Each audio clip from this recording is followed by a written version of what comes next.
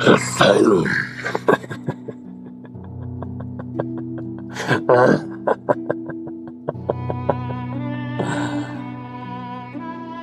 The time has come. Prepare your minds, bodies, your souls. For a hell of agony that you've ever experienced. Prepare your mind, body, and soul for the realm of the 7 deadly sins. Prepare your minds, bodies, and souls for my house of fear.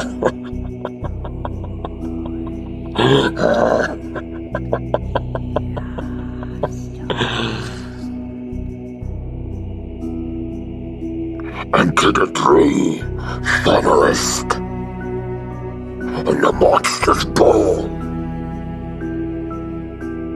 when you enter the house of fear, you not only have to worry about the 7 deadly sins,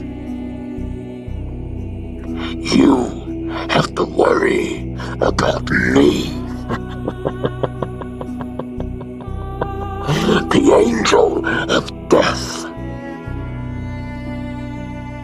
And it makes no difference whether it's Cerebi, the Dark Avatar, Johnny Gage, or even my bride, the Dark Princess. Winner, beware. And pray.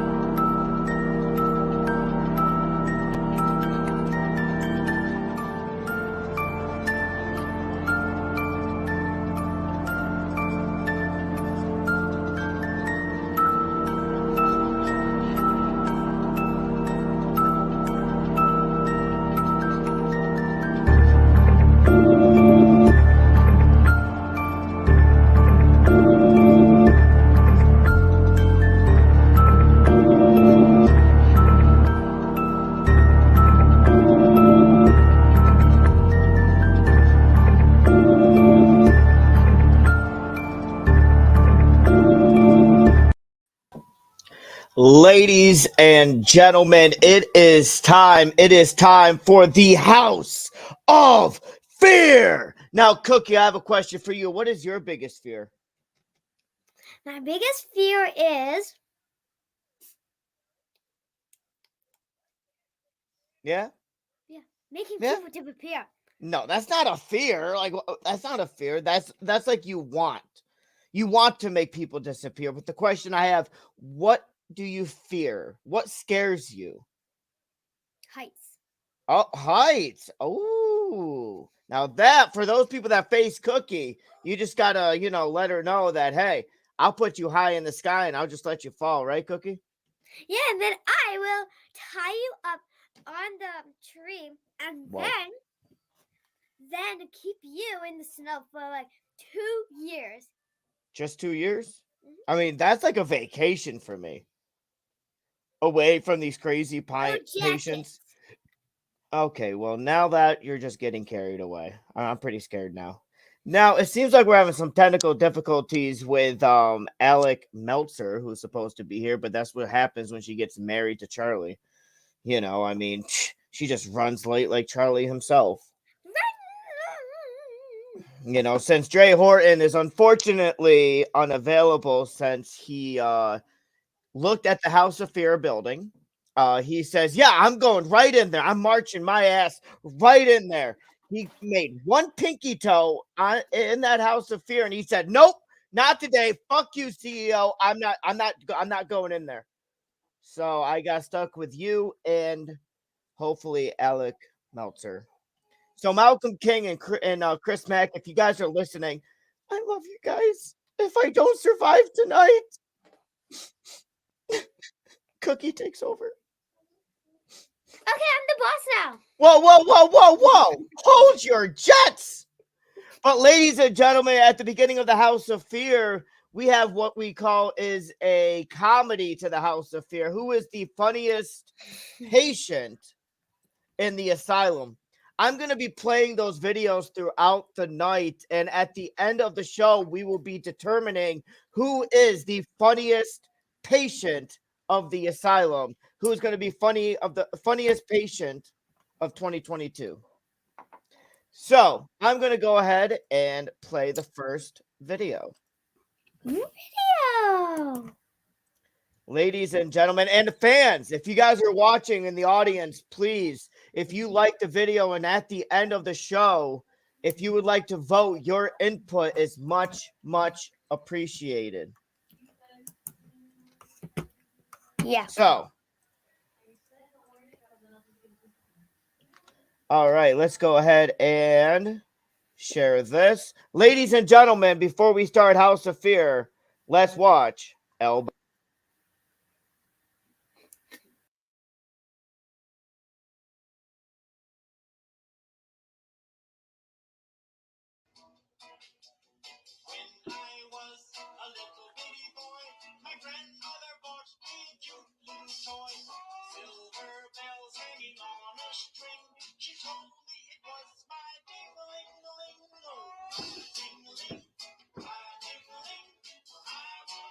Happy man. Asylum. It's time. It's time. It's boner time. Happy Man Asylum, you have a very, very, very interesting treat this evening. And I'm about to show you what I mean right now. You see, this is not about a match where we're going to fight each other. This is a match on whose promo is funniest. Can you give El Boner an easier competition than this? I'm ready to win it right now. But I'll tell you this. Believe it or not, I got one little secret thing that will automatically make me your victor. You know why? Because El Boner time. You see my little buddy over there, Scab, is watching. See his little head just watching. He likes it. But cross-dresser Michelle, I miss you, baby. I can't wait to touch your dilapidated titties once again. And Chaz, squirt, squirt. I'll squirt something with you and you, right? I'll make sure I squirt something in your eye. I'm just kidding. I'm not going to play dirty. But the main attraction is about to begin. And this will make me your winner. Look at it, so excited, swagging like a dog's tail that's excited, because I'm so excited. Anybody want to open their mouth? Have a little airplane game going on there? Well, anyhow, is everybody ready? Ready? Get set. Go! Now, look at them. Sexy lips right there. Don't it just make everybody's booty go up and down like that? Love pasties. As a matter of fact, check this crazy shit out.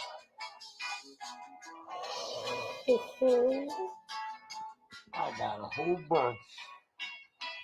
I even got a damn box.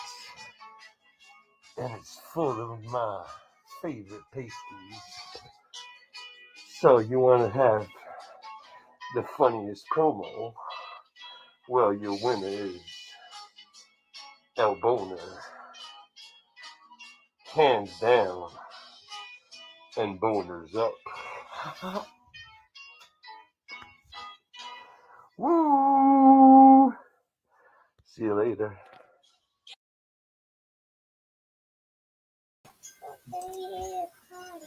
Cookie, you can come back now. You can come back now. L boners. How rude. How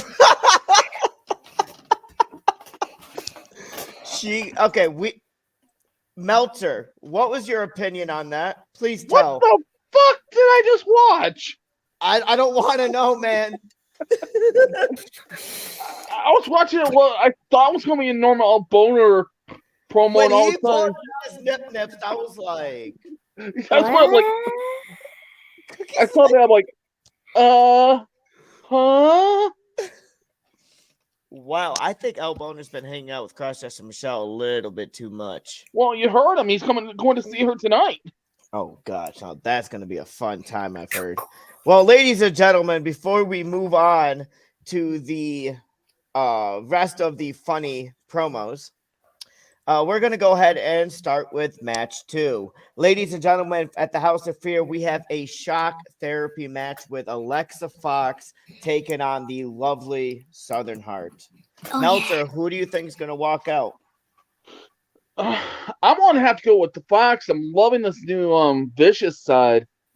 This new, it seems like, he keeps mentioning like Nine Tails chakra and being a part of this academy. So it's kind of like, what is going to happen with Alexa Fox and exactly if treatment's actually working. So we are definitely going to figure that out. But ladies and gentlemen, Alexa Fox is brought down in shackles into the asylum ring. She laughs as Southern Heart is brought down shackled as well. The doctors and nurses release the 2 patients from their shackles as Alexa Fox points at the electric chair and then sniffles to herself. Southern Heart seems unfazed as the asylum siren sounds. Oh, geez. It does not sound like that, Cookie. It's broken. Wait, you broke our bell? I mean, our siren, Cookie? Yeah, I broke it. Damn, Cookie. You know what? That's going to come out of the Witch's Circle bill. Meltzer, can you go talk to Zeffy about that? Oh, fuck that shit. No Do you know how I broke it? Do you know how Hell I broke no. it? I made it disappear. Then I got it handle and then smash it. That is so sad. Now it does. I think I'll rather go fight Unhinged than go tell Zeffy is coming out for Bill. Alexa Fox and Southern Heart circle around each other, yelling words at each other. Now, I don't see Southern Heart yelling a lot, but it seems like, Southern Heart's had enough of this. The 2 tie up in the middle of the asylum ring and throws lefts and rights until the 2 are on the outside. Alexa Fox quickly takes the advantage on the outside of the ring by throwing Southern Heart into the steel steps. Alexa Fox would then nail a snake eyes on top of the barricade. Alexa Fox is feeling it and then starts stomping on her. Now that is a brutal stomp. Yeah. And this is funny as the Underground says, yes, get that payment after the Witch's Circle. Yeah, tell me about it. Underground, go. You can do it for us, please. Yeah, if you could do that, Underground, that would be amazing. Yeah. So Alexa Fox just starts looking around the ring and then shakes her head and smiles at the electric chair. Uh-oh. That's not good. She's going to use it and then make somebody sit in it. Yeah. I mean, Cookie has that pretty much down pat at what's going on. Mm-hmm. And then feeling what? I don't want to know. I don't know. So she then points to Southern Heart, who is suddenly up and nails a shoulder breaker into the steel barricade, followed by a clothesline over the barricade as the fans started yelling, "House of Fear! House of Fear!" And the thing is, the flames aren't even like high yet. This is just the beginning, Yeah, there you go, Cookie. Dark. Southern Heart gets fired up, how ironic, and starts nailing lefts and rights and few scoop slams in the crowd. Southern Heart pulls a beer out of a fan's hand and throws it at Alexa Fox. Southern Heart when do we start selling alcohol? It's for the praying for Cletus after that brutal, moment with Cletus lately. Thanks for Terabyte. Don't forget to mention the Kill Me tickets later. Gotta have those Kill Me tickets. Well, Kill Me coupons. But yes, absolutely. Thank you for the color commentary. I love it. So, So Southern. Yep, and a few scoop slams in the crowd. Southern Heart pulls a beer bottle, like we said, but Southern Heart then clotheslines Alexa Fox over the steel barricade and now are up on the entrance ramp. Alexa Fox pulls a syringe out of her pants. Whoa. And then jabs it in Southern Heart's hip. Alexa Fox then starts laughing sadistically. She then starts taking advantage of Southern Heart, raking the hands into her eyes, trying to pluck out Southern Heart's eyes. Ooh. Southern Heart tries to be in the voice of reason, but Alexa Fox just keeps plucking. Southern Heart grabs a pressure point of Alexa and freezes her in track, taking that syringe out and jabbing her with it. What's a syringe? What's a syringe? Would you like to describe that, Mr. Meltzer? Cookie, you ever got a shot, right? No. Whoa. Yeah. Yep. Those needles that they put in your arm, those are syringes. She's like, why did I even ask? And I'm trying to figure out why I got volunteered to answer it. Yeah. Yeah, absolutely. 6 people is watching. Thank you for the cup. Thank you for letting me know that. Congratulations. All right. So the syringe was injected in her, makes Alexa's eyes start to bleed and start laughing. Southern Heart nails the Southern Heart stomp to Alexa Fox and then drags her over to the electric chair, but dragging Alexa over to the electric chair. But Southern Heart gets Alexa Fox into the chair and is about to strap her in, but Alexa kicks Southern Heart in the gut and nails a swinging neck breaker. Alexa just starts laughing until it almost freezes Southern Heart in time. But Southern Heart does not let this elude her and then starts violently standing up to Alexa Fox. Alexa Fox then nails a drop toe hold into the electric chair, but Southern Heart gets right back up and starts laughing and yells out, "Come on, sister, I am the voice of reason and you must stop what you are doing or I'm going to have to put you in your place." Alexa Fox responds with, "Really, my place? My place?" Alexa Fox takes a swing, Southern Heart, and nails with a stiff right as Alexa smashes Southern Heart's head into the chair. Ooh. Wow. Okay. Meltzer can read. Show us you learn something new every day. Underground, I lived in Impress. You know that.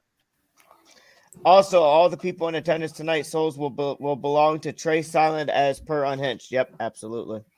Oh shit! How can my soul go to Trey when my soul technically is owned by my wife? Alexa Fox traps Southern Heart in, but Southern Heart uses her Heart of Gold power, which is the most powerful mode or reason. Southern Heart gets out of the chair, and as Alexa Fox yells out, okay, too much reasoning, I give up. Alexa Fox traps herself in the electric chair and pleads with Southern Heart to pull the switch. As Southern Heart reaches for the switch, the Nine Tails Beast, which is a fucking beast with 9 tails, and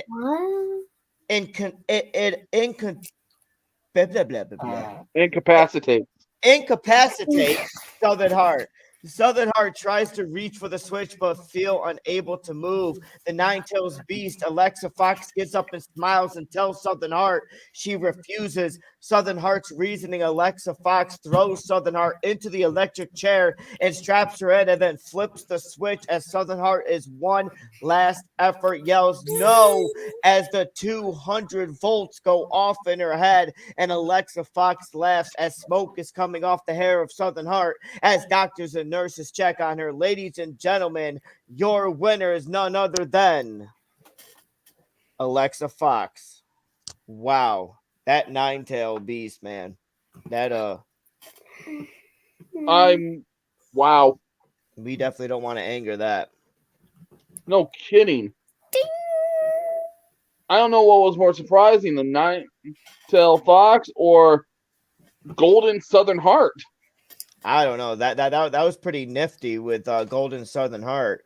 But ladies and gentlemen, our next video that we will be playing will be GD Fokker. Do I have to watch or what? Oh yeah, you can watch GD Fokker. He's GD fine. Oh yeah, are you ready? GD Fokker, here we go. Oh my god, it's me, GD Fokker. Hi, yes I am, it's me, GD Fokker. GD day for goddamn or good day. I don't care. I'm just here to prove to everybody why I am the funniest. Hey, why was 6 afraid of 7? Because 7 was a serial killer.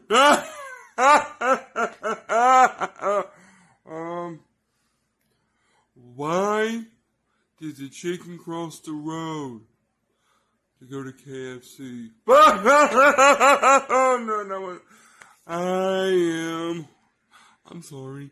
I got my hair wet, then just took a shower, and just got out of the shower, actually. I didn't know who that person was in the shower, but, y'all might want to check on him, because I took a dildo, and I put it up the rectum. Speaking of boners, I boner. I like your boner. I want to poke your boner. Doggy is right in front of me, but y'all can't see it. And I'm not going to turn it around. I'm GD Fokker. And tonight, I will prove why I am the funniest motherfucker here in the asylum. My titties sag. I'm fat. Achoo! Bye.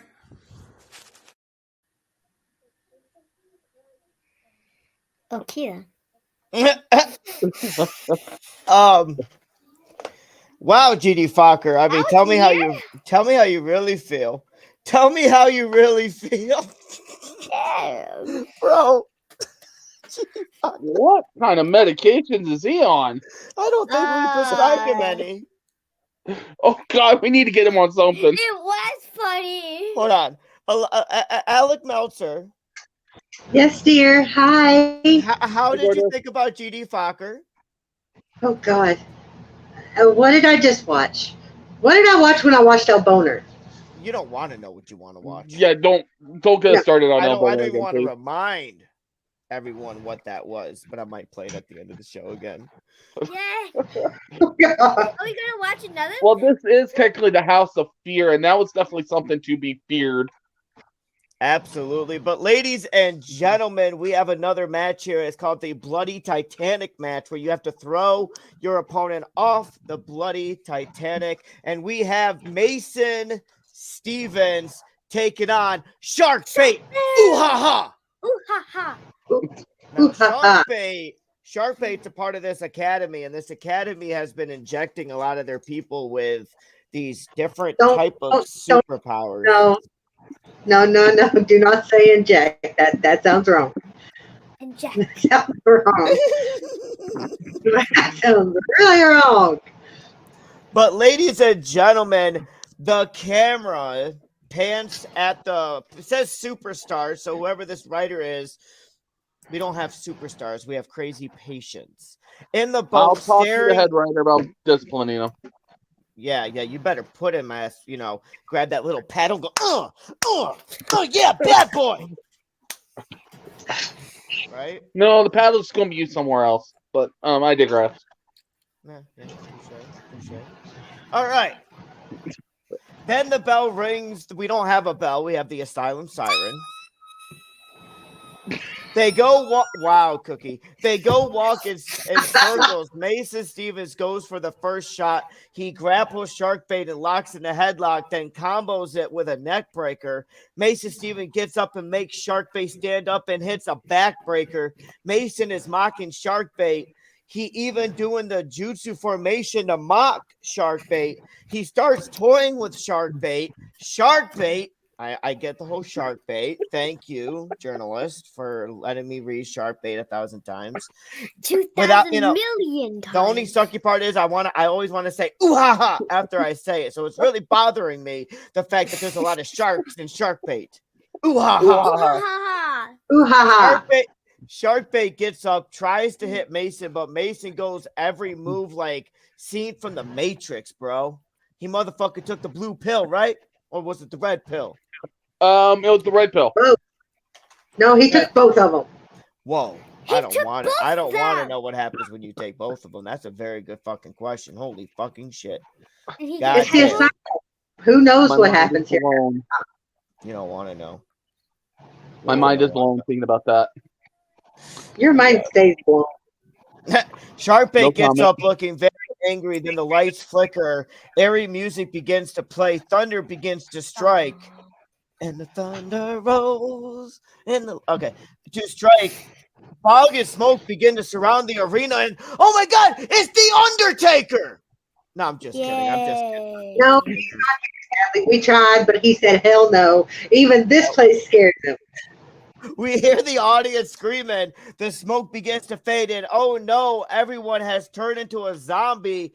Also drowned zombies from the Titanic. Oh man, is that what? Oh, damn. Damn. I didn't know we had that power. No, I didn't know. We know now. It's the asylum. Who knows? Like I asked before, who knows what we have here? Don't question it. I told you that before. Absolutely. So we see Sharkbait is also controlling the Titanic zombies surrounding the boar. Mason runs towards Sharkbait, but Sharkbait hits an elbow straight to the jaw of Mason. Sharkbait continues to elbow Mason until Mason is spitting out blood. Sharkbait carries the bloody Mason and throws him off the boat. The zombies then maul Mason. Mason is drenched in his own blood as Sharkbait gets off the boat. The asylum siren rings because, ladies and gentlemen, Sharkbait wins this because you have to throw your opponent off the boat, but it seems like Sharkbait's not stopping. He stops the zombies. Mason tries to fight back, and an all-out brawl is going on. Sharkbait gets an advantage and smashes Mason's head into the steel steps to make him bleed more. Sharkbait throws Mason back in the boat. The zombies have handcuffs and a wooden trading sword and gives it to Sharkbait. He goes back in and drags Mason to the steel bars of the boat. He then handcuffs him and hits him with the wooden sword multiple times. He then stops back up and does the water-style prison jutsu, a water sphere that traps the opponent and restricts the target's movement and breathing difficulty. Mason is unable to breathe. He also can't move, but Sharkbait did not remove the water sphere prison until Chris Mack and the Cutthroat crew come out. Chris Mack says, "Get him out of here and out of this asylum." Chris Mack begs me. Oh, Chris Mack, hold on a second. I have to gloat this in. Come on, Chris Mack, beg for me. Beg! Get on your knees and beg, bitch! Do it! Beg, hi. I don't want to. I never thought I would see your brother beg. Oh, Chris Mack is begging for Mason Stevens to not be murdered right here. And Chris Mack was the one that always gave up. Did he not? So I guess, he was, ladies and go ahead. I said, wasn't Chris Mack the one that always gave up first when we were in the middle of play fighting? He always gave up first. All you have to do is just go for his big toe.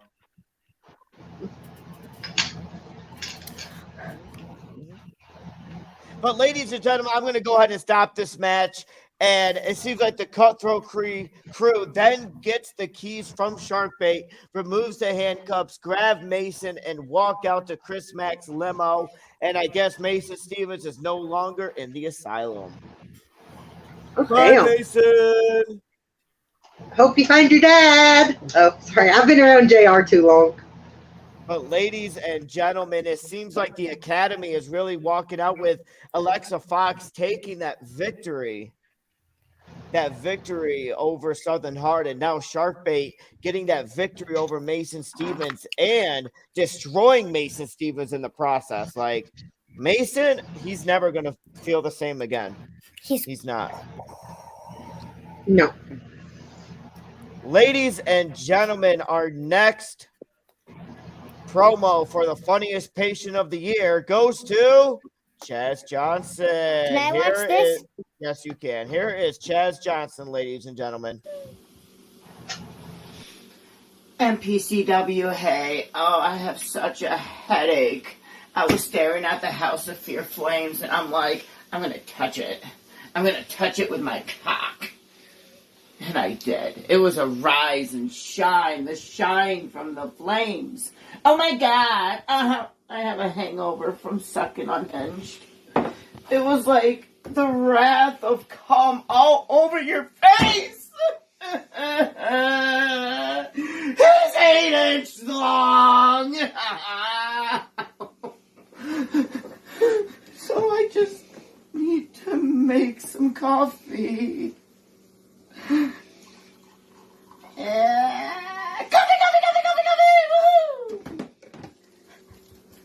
Coffee. Unhinged! Oh! Okay, it's just this cream. cream. Okay, just got a little cream. It's gonna be a crisis! Ah!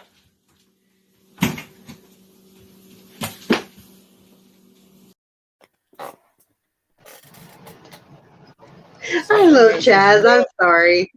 Something is really wrong with these people. It really looks like Chaz had a little too much cream.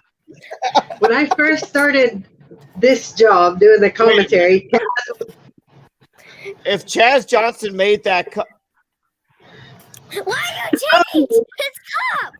But I remember before Chaz got here, me and him were over there in, if I may, in ACW helping Malcolm King doing this very job. I can never unsee this. If you remember that, that's where me and me remember. Yeah. You actually remember something? No. Okay. We have to leave notes for him. But ladies and gentlemen, it is time for the next match. A #1 contender for the legendary championship. And Cookie, you are the Legends champion. How does that make you feel? Proud. Proud. You're proud to be a Legend champ? Mm-hmm. Now, what makes you legendary? You're only 9.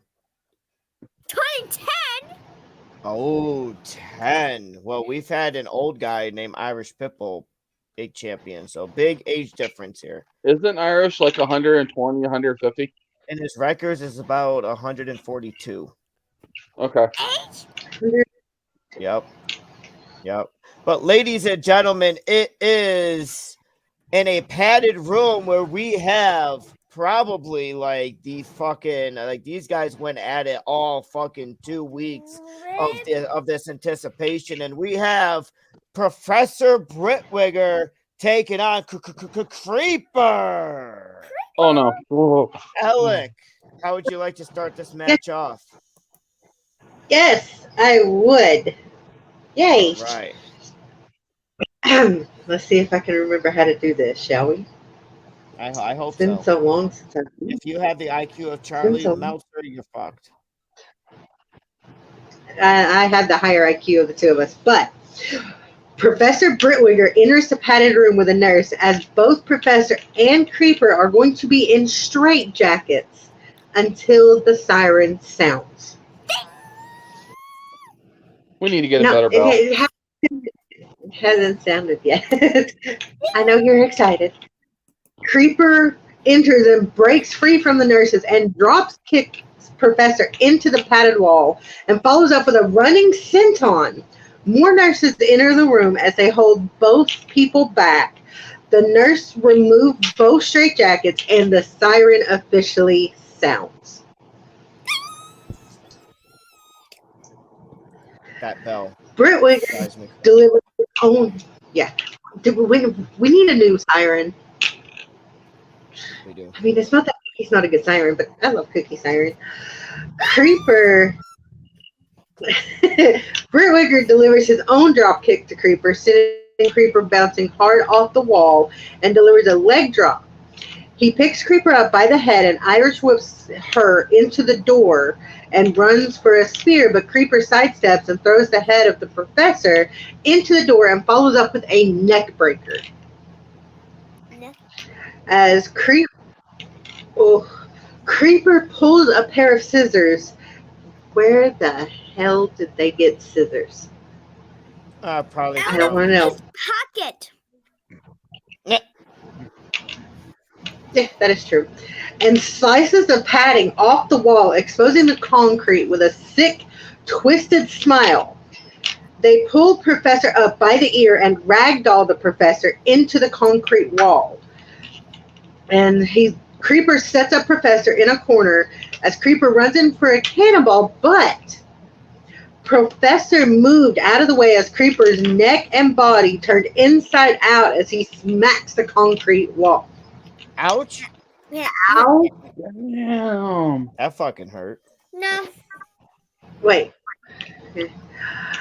Professor rips more padding off the wall as a kendo stick, a steel chair, a cheese grater, and a bag of thumbtacks have all been taped to the wall. Okay, then. What kind of He grabs military deployment do you have here, Doc? Tons. Don't ask questions. Don't ask questions. Please do not ask questions. He grabs a kendo stick and starts wheeling the stick across the face and body of Creeper and yells, "Do you understand me now?" Professor grabs Creeper by the hair and throws him into the steel door. He grabs the head of Creeper and blasts his head through the window of the door, and glass shatters everywhere.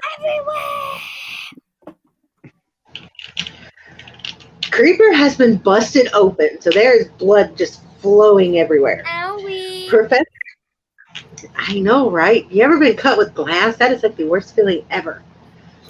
But I never Professor got cut by glass. don't. It does not feel very good. As Professor grabs the bag of tacks, he spreads them all around with the broken glass.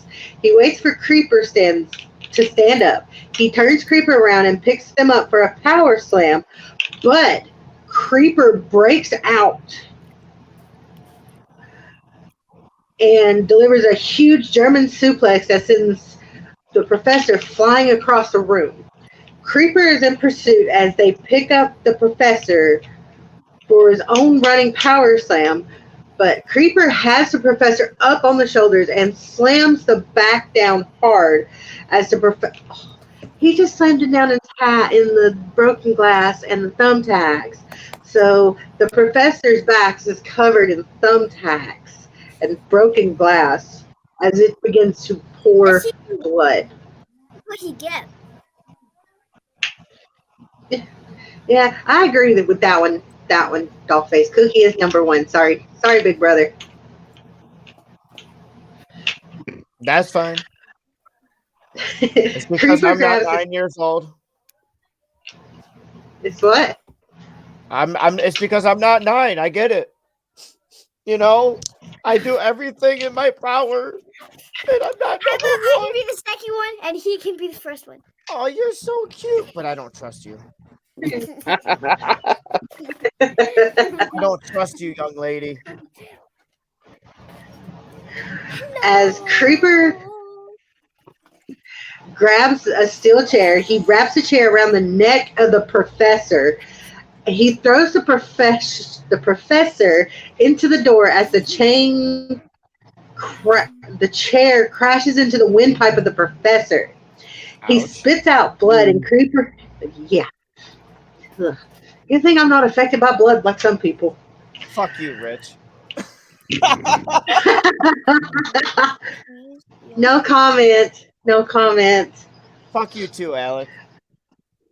You I'm know keeping what, my lips Charlie? sealed. Go fuck yourself too, okay? I didn't say shit. I know, but you thought it. Actually, I'll stay out of it. Oh, good boy. I mean, if you think about it, you are allowed to be mean to him because he is now your brother-in-law officially. What? That is so true. I wish I had her star power. Actually, I just wish I had her power to make people disappear. Well, you can't Oh change no! my Oh power. no! No! No! No! No! No! No! No! No! No! No! No! I know what you're thinking. No. What? Creeper hits a package pile driver on top of the steel chair, and it takes the wind out of Creeper. Swear jar. No swear jar. Both men call for the nurse to open the door. Moments go by as both patients are trading left and right. They both reach the door as Professor is halfway out the door. Creeper grabs the door and slams it shut repeatedly as the steel door is smashing against the face and body of the Professor. Creeper stands up and drags the body of Professor back into the room as Creeper looks back at the Professor, waves goodbye, and walks out of the padded room. Oh. The siren sounds as Creeper is laughing at Professor, but the Professor kips up and is enraged and tackles Creeper to the ground and delivers hard lefts and rights to the body of Creeper. The Professor sets Creeper up against steel crates and delivers a huge boot to the face of Creeper. Ooh. As Creeper is busted open at the back of has been busted open as the back of their head begins bleeding. Cookie rocks around the corner and whispers, "Hi," to the Professor. The Professor looks up at Cookie and giggles. "You can never get rid of me." As Professor digs into his pocket and pulls out a butterfly knife and begins cutting the skin of Creeper completely off their body. Oh, man. Moments go by. Yeah. As Creeper is a bloody mess and the Professor carves a smile into the neck of Creeper as doctors and nurses rush in, but Britwiger runs off before they can restrain him. I cannot believe this. I cannot believe this. That is fucking insane. I love it, though. I love it. But ladies and gentlemen, we are going to go to the next match as we have an exploding ambulance match with Dragon Queen taking on Austin Kruger.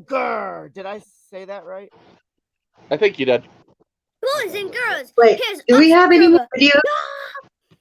Do we have any more what? Videos, or did you play them all? I'm spacing it out evenly. I'm spacing out evenly. Blah, blah, blah. Blah, blah, blah. No. After this match, we're gonna play one more. All right. Can I read this match? No, I got this, girl. I haven't read yet. You are perfect on the whole color commentating. You got this. Now Alex got to go pick up the phone, probably from Chris Mack. Chris Mack calling. Hey, make sure you yell at your brother for trying to kill Mason Stevens. Hello. I think it's more of him yelling at us for putting him on live television and begging for mercy. That was my assistant. Gotcha. You have one of those? You have an assistant? Yeah. Harley didn't even know that. What? I'm warning you now, Meltzer. It is a male.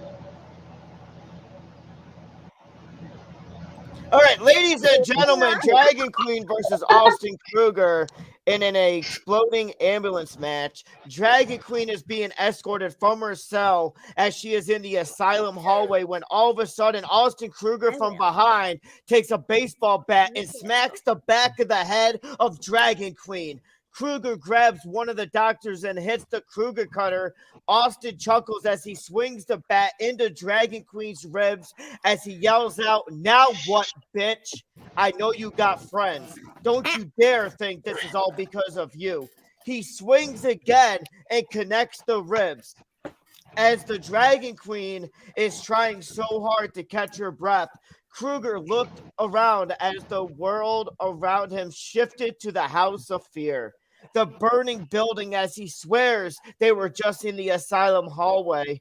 Kruger begins backing up as the flames surround the both of them, as the wrath deadly sin grabs Kruger and pulls him into the flames. Kruger walks out of the flames, face covered in burns, eyes are black. Kruger laughs as it seems the wrath has taken over Kruger. Oh, Wow. fuck. Wow. Wow. Wow. Dragon Queen begins to stand up as a deadly sin snatches Dragon Queen and pulls her into the flames. Queen then walks out of the fire and her eyes turn white as she yells out, "Pride will always be superior." Wow. Oh, shit. This just went to a whole new level. Dragon Queen and Kruger lock up as Queen with a knee to the midsection. Kruger backing up, going for a clothesline, but Queen ducks and nails a swinging elbow connecting to the face of Kruger. Dragon Queen with a spear to Kruger, snapping him in fucking half. Dragon Queen stands over Kruger and says, "You have no idea how much better I am than you." Oh, really? Ooh. I think Wow. Dragon Queen will win. Wow. You think Dragon Queen will win? Yeah. That's Well, we amazing. know how Cookie feels about Austin. Yeah. Dragon Queen stands over Kruger. Oh, yeah, we already said that. Durr. Kruger Kruger holding his ribs as he grabs a lamp off one of the end tables and smacks the top of the head of Dragon Queen. Austin Kruger drags Dragon Queen to the ring that is located in the basement of the House of Fear. Kruger walks onto the stage as his demonic eyes look into the soul of the motionless Dragon Queen. Kruger smiles as he sees the rusty ambulance strapped with C4 explosives just a few feet away. Kruger grabs the throat of Queen as she opens her eyes and picks Kruger up for a running power slam, playing possum. What's a Oh, possum? damn. Charlie, explain to Cookie about possum. Possum is where you fake out your opponent, making them think you're unconscious. Yep. So you jump in and attack the last second. Yep. That, or if you ever... Never mind, I'm not going to go with what I was going to say. Queen grabs a few steel chairs from the audience as she turns around Kruger with a leaping clothesline, knocking both of them over the steel barricade. Kruger with lefts and rights as he stands up, he chops a fan in the neck, causing them to collapse as Kruger grabs the body and throws it on top of Dragon Queen. He stands on the steel barricade and yells out, "Whoop, whoop," and connects a Juggalo Fago splash. Oh, come on. Woo! Kruger, feeling the impact, holds onto his ribs as he begins to stand up, and with how angry he is, he connects a Kruger cutter to one of the fans for just looking at him. Uh-oh. Kruger smiles as he sees Dragon Queen open her eyes with a smile in return. You see, Kruger, when you have as much pride as I do for what I stand for, you will always stand up for what you believe. But what stands up must sit down. Haha. She grabs Austin by the head and kneels him several times in the face. Kruger falls to the floor. Dragon Queen, full of pride, kicks Kruger right in the face, not holding back. She does this for 30 seconds straight. Oh. And we all know how long 30 seconds can be. 1, 2, 3, 4, 1 hour. It can be the longest of your lifetime. I know. It's like when you're sitting there at a time clock and you have to clock out and there's 30 seconds left. No. Yeah. 7, 8, 9, 10, 11, 12, 13, 14, 15, 16, 17, 18, Really, 19, Cookie? 20, 21, 30. 22, 23, 24, 25, 26, Really? 27, 28, 29, 30. Congratulations. Next, Thank you. 30 Thank you. seconds. Thank you. Thank you.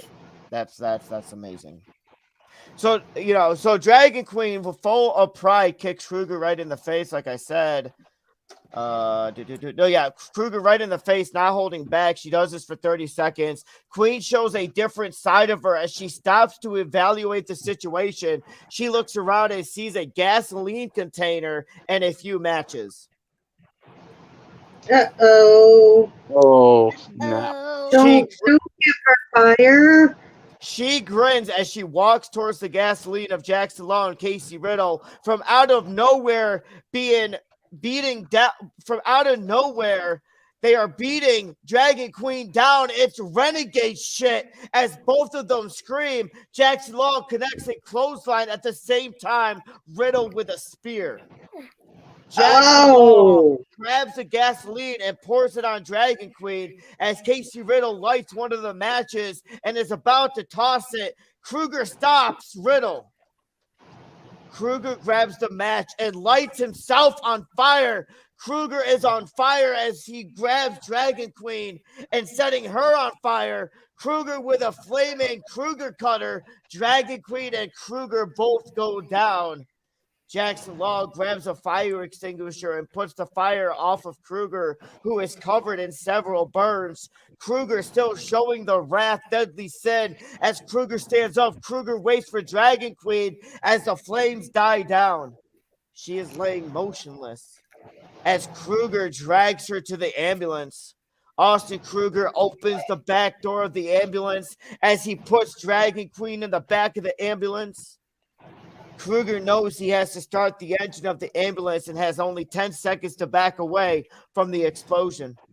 He walks around the corner as he sees Law and Riddle on the stage. It's about to be over, ladies and gentlemen, and it seems like he's watching around, making sure no one enters. As Kruger opens the driver door, he instantly gets kicked in the face by someone in a black cloak. Kruger falls as Riddle and Jackson Law walk towards an escape door opens and they fall in. Oh, shnikes. Two other people in black cloaks walk onto the stage as we are trying to get a good glimpse on what it says on the back of their cloaks. They walk past the escape door as we see another person in a black cloak yank Dragon Queen out of the back of the ambulance. Kruger stands up as the person in the driver's seat grabs or gets out of the car or out of the ambulance, and with the lights of the ambulance, you can read in crimson letters. As the letters look bloody, they spell out Dark Council. Dark Council. Dark Council. What does that mean? I don't know. I give up trying to figure out what half this crap means anymore. It probably means like I can make you disappear. No, you cannot. Disappear. I don't think that works on the CEO. No. Yes, it can. But ladies, and no, remember our deal? You and I made a deal. You're on screen. I don't go be disappearing, okay? I can make these two disappear. I don't give a shit what you do with them. Disappear. Good. That's now. Can I finish it off before doing this whole disappearing at Cookie, please? Yeah. All right. So as this is all happening, Kruger stands up, and it seems like the crimson letters say Dark Council. The driver grabs Kruger and tosses him in the front seat. Dragon Queen walks over to the driver's seat. Good night, Kruger. It was fun while it lasted. She starts the engine as the driver puts a rock on the gas pedal and he puts the ambulance in drive. The ambulance drives into the audience as it explodes. Your winner, ladies and gentlemen, is Dragon Queen. I knew it! As the asylum siren sounds. Ding! Dragon Queen is covered in burns as she is surrounded by the Dark Council. Uh-oh. Uh-oh. What's going on? As one of them says, join us. Dragon Queen realizes the voice and grins. Don't mind if I do.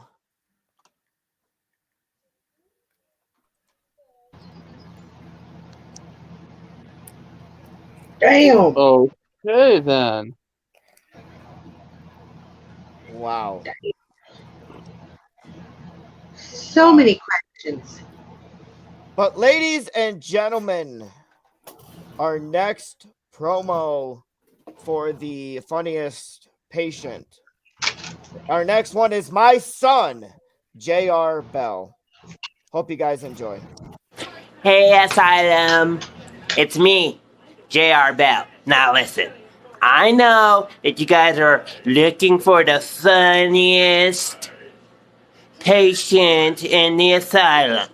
Two things. Number one, I'm not a patient. Number two, I'm busy watching Nickelodeon right now, so I don't have time to make all of you stupid people laugh.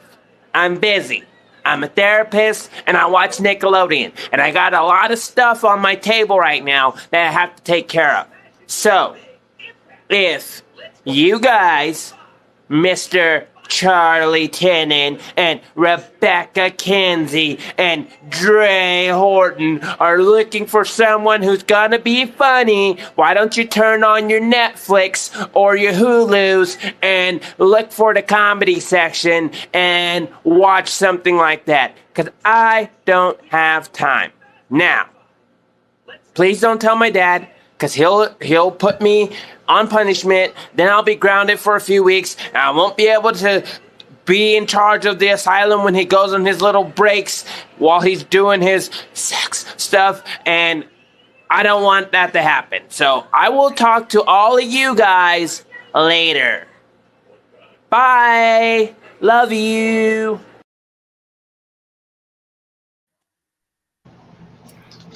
I'm going to tell his dad. I think his dad knows.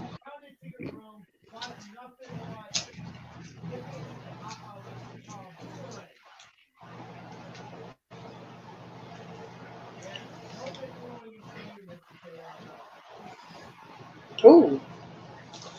Hectically. I think our CEO is speechless. Yeah, because it's hard to hear our CEO.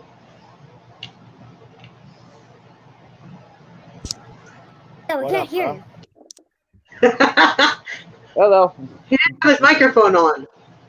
I was talking to my secretary. And I could hear you what you said. I don't care what you heard me.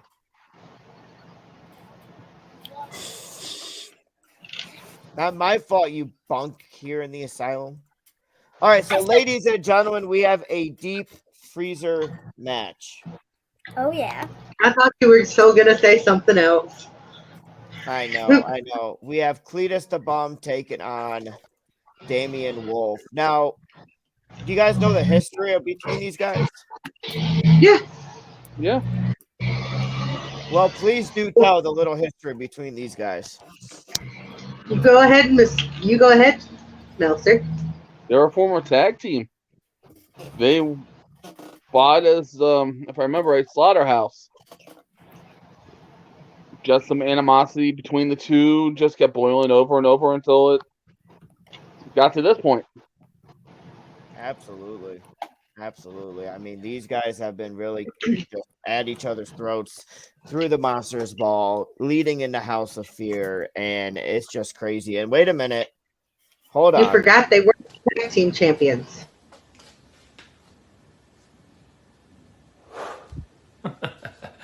Oh, Cletus. Here we go again with you saying you did this, you did that. Again, taking all the credit for what I've done. Hence the reason why you blame me for everything that's been going wrong. You blame me for the poison in the meat, which apparently you say was never there because you are fucking blind. But then you act like cross-dresser Michelle. So I don't know, am I going against cross-dresser Michelle or am I going against Cletus the fucking bum? Hence the reason why I think you have an identity crisis worse than Kenzo Blackheart and all of his identities. If you know, you know.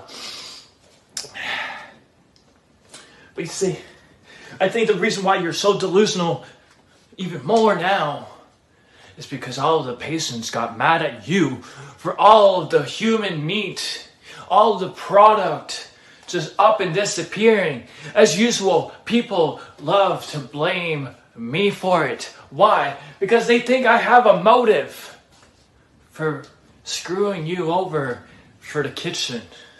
Now, the only motive I have tonight is to finally beat down Cletus the Bum and put him in that deep freezer where nobody will ever have to hear from him again. You see, Cletus, you can go fuck yourself. I never wanted you to fuck me to begin with, so obviously there's some cross-dresser Marcel going around here. Maybe you should go and meet Al Boner. But tonight, at House of Fears, the fear that you have is being locked in the deep freezer where nobody will ever see you again. The fear of the slaughterhouse kitchen no longer being in works. You already have a fear of all of the product going missing. That's already happened. It's fun to be me, doesn't it? Finally putting an end to your bullshit. You trying to order me around. You telling me to look into your eyes, your insomniac eyes. But you see, you may as well look in the eyes of a fucking demon, of a murderer. You want me to look into your heart. You have to have a heart first for me to be able to look into. Because your heart is not there. So tonight, the slaughterhouse kitchen ends with you locked away in a deep freezer, not to be seen ever again.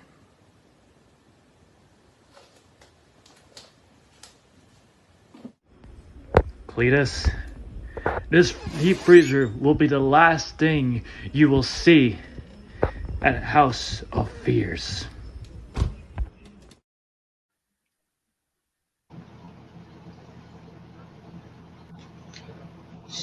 Wrong words from Damien. Wow, Lee, I cannot believe it, man. I really can't. This whole microphone deal of flipping it up and down is really annoying. I thought this time we had bigger deep freezes. I guess he's gonna put. He's gonna probably chop him up, I would assume. We're gonna have literal Cletus burgers. Mm-hmm. I'll pass. But ladies and gentlemen, this is a deep freezer match, and we pan to the cell of Damian Wolf, where he is being shackled up to be brought to the slaughterhouse kitchen, where he will take on former tag team partner and protege Cletus the Bomb, the chef of the asylum. Whether everyone likes it or not, Damian Wolf is brought to the slaughterhouse kitchen, where he is released from the shackles, and he looks up at the cameras and bites towards the camera, smiling.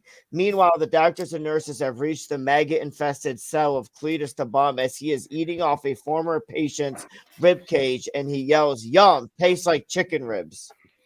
Okay, then. And as the doctors and nurses, if they want to try, the doctors and nurses throw up all over the floor. Cletus the Bum laughs and yells out, What's the matter? You never seen human sushi before?"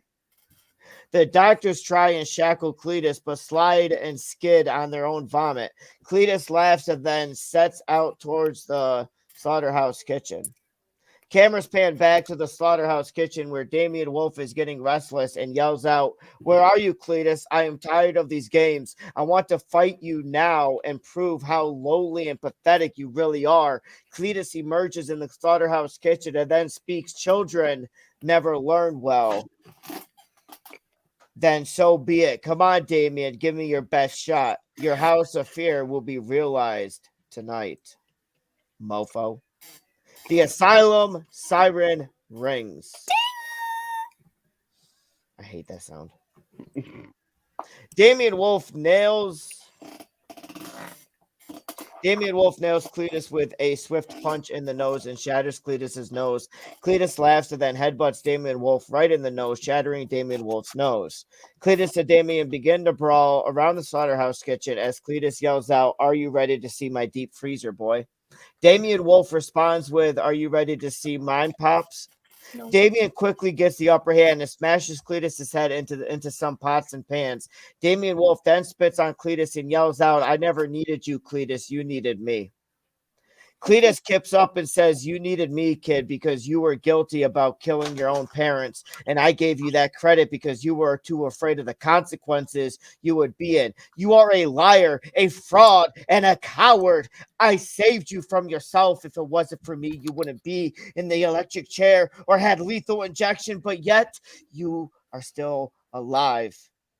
I am going to make you the asylum's next meal." Cletus nails a kitchen sink to Damien Wolf and throws him in the deep freezer. Damien looks up and sees his parents' remains covered in ice. Damien Wolf lets out angrily. He falls to the floor and yells out, "You unbelievable son of a bitch." Damn. Okay. He was mean. Wow. That's dark even for Cletus. Wow. Cletus then throws Damien Wolf into his parents and their body parts fall to the floor. Cletus immediately picks up Damien Wolf's mother and father's arms and starts beating the holy hell out of Damien Wolf. Damien Wolf punches Cletus in the throat. Damien pushes Cletus out of the deep freezer. Cletus quickly gets the upper hand and spears Damien Wolf into the wall, breaking free as patients come running in and start stealing Cletus burgers. This distracts Cletus and Damien Wolf bites Cletus on the neck. Damien has blood on his fangs, and if they retract back into his mouth, Cletus is bleeding all over the place. Cletus continues to fight as blood gushes out. Suddenly, they reach the part of the asylum where it's the morgue. Suddenly, Cletus spears Damien Wolf through the walls. Cletus begins to open the deep freezer inside the morgue as there are many bodies in there. Cletus yells out, "Yummy!" Damien Wolf looks disgusted. Damien Wolf punches him in the head. Cletus staggers to one knee as the frozen dead bodies begin to rise and start attacking Damien Wolf. Cletus gets the energy up as Damien Wolf yells out, "This is all you got, Cletus." Cletus goes for the drunk style spinning wheel kick, but Damien tries to block it, but mid-attack, Cletus passes out inside the morgue deep freezer. Cletus has lost too much blood. Before Damien Wolf closes the deep freezer door, "Oh yeah, Cletus, you're the one who's delusional. The parents you killed were not mine, but they were your own, Cletus. You killed your own parents, Cletus, not mine. I am afraid. I learned so much from you now. Freeze in hell, Cletus." As Jigsaw theme plays and Damien Wolf shuts the deep freezer door. Okay. Meltzer? What the fuck? That was some mind tripping. Wow. I really cannot. I am shocked myself, my brother. Yeah. Like, I expected something dark from Cletus, but to see not only him take it darker, but Damien, not only with the fangs, but twisted around on Cletus? yeah. But ladies and gentlemen, we have a flaming forest match as we have Nappy Boy taking on Andre Bradford. Now let's go back to the history here. Andre Bradford, when he came back through the Monsters Ball, he said he is the baddest biggest motherfucker in this asylum, and there is nothing that's gonna do that. And then Nappy Boy comes out, and pretty much all he says is until now. That words still send shivers because Nappy Boy is ready to take out Andre Bradford, and the question is, what can happen? So let's go ahead and find out. What the hell is that music? Did Ashton leave his phone out again? It seems like Futurama. That sounds like Ashton. Mm-hmm. Nappy Boy and Andre Bradford both enter in front separate ends of the flaming forest as both patients meet in the middle. The doctors and nurses rush to both ends as one of these patients fight their way out. The asylum siren sounds and it's officially underway. Andre walks up to Nappy and smacks him across his mouth and says, "You're always going to be the bitch of the asylum." As he sends vicious forearms to the face of Nappy and then a monstrous shoulder tackle, Andre kicks dirt and rocks into the face of Nappy Boy as Andre runs and hits a baseball slide to the midsection of Nappy as Nappy's back bounces off a huge log. Ooh. Andre begins walking out of the forest, but he doesn't get far as Nappy grabs the foot of Andre and twists his ankle and drops him to a huge knee drop. Nappy stomps on the foot and leg repeatedly and does a foot DDT to Andre as Andre's foot is stuck between two small trees that are burning. Ooh, that's not good. Nappy smiling sadistically as he grabs a nearby sledgehammer and swings at the foot of Andre, but Andre kicks the knee of Nappy as Nappy drops the hammer and his knee landed straight on top of the hammer. Ouch. Ooh. Damn. Andre laughs as he lifts Nappy's knee up in the air and slams it down hard on the sledgehammer. Andre picks Nappy up by the hair and does a running power slam into a huge burning pile of leaves. That leaves both men screaming in agony as doctors and nurses spray both men with the fire repellent. Andre and Nappy are both fighting each other as both men stand up, and Nappy ducks an uppercut and kicks Andre in the midsection and runs towards him and lands a Canadian destroyer as Bradford's neck hits hard on the ground.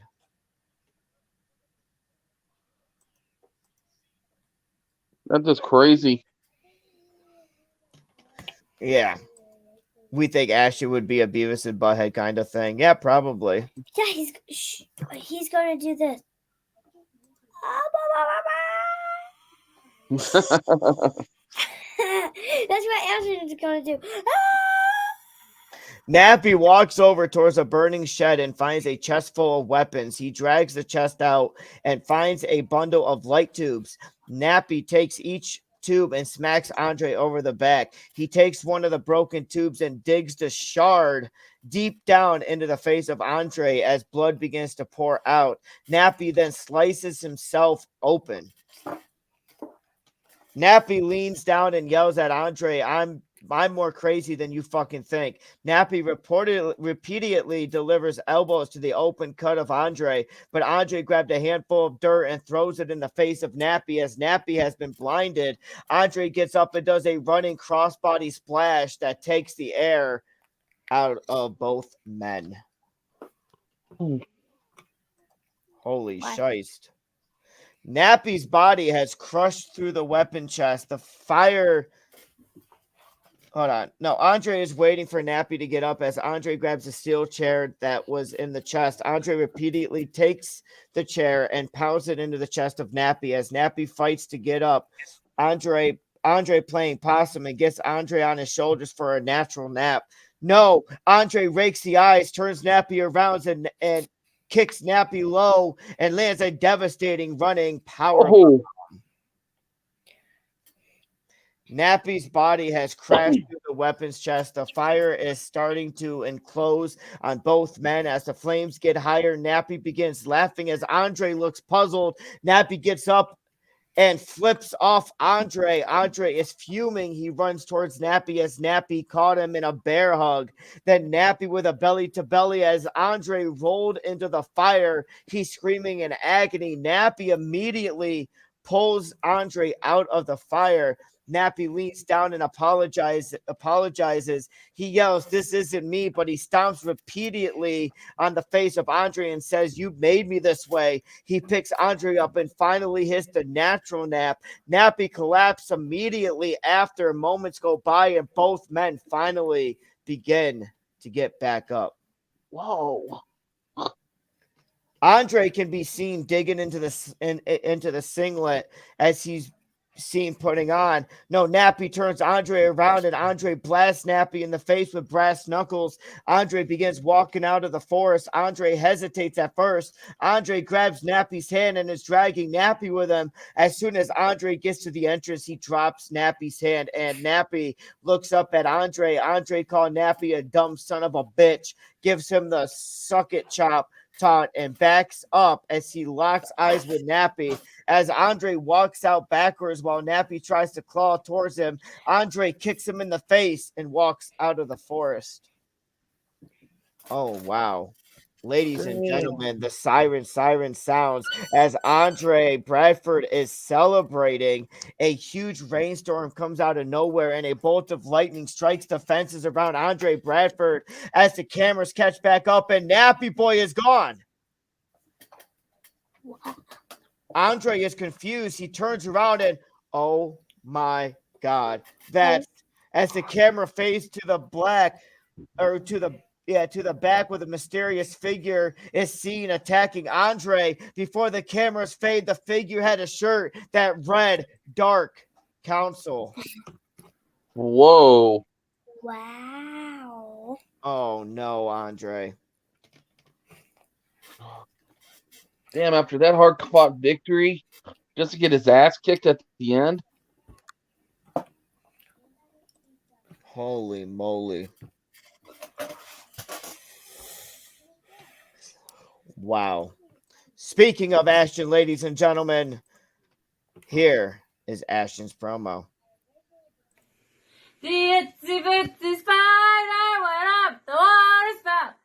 Bro, why did you tell me this was a caterpillar? We want to join the academy because I have some special powers that nobody knows about. Itsy bitsy spider. Guy, you're a caterpillar. Stop calling yourself a spider. And then once we join the academy, this kid right here is gonna learn how to do some chakra control. And down came the rain. And you're not a spider. You can't see me.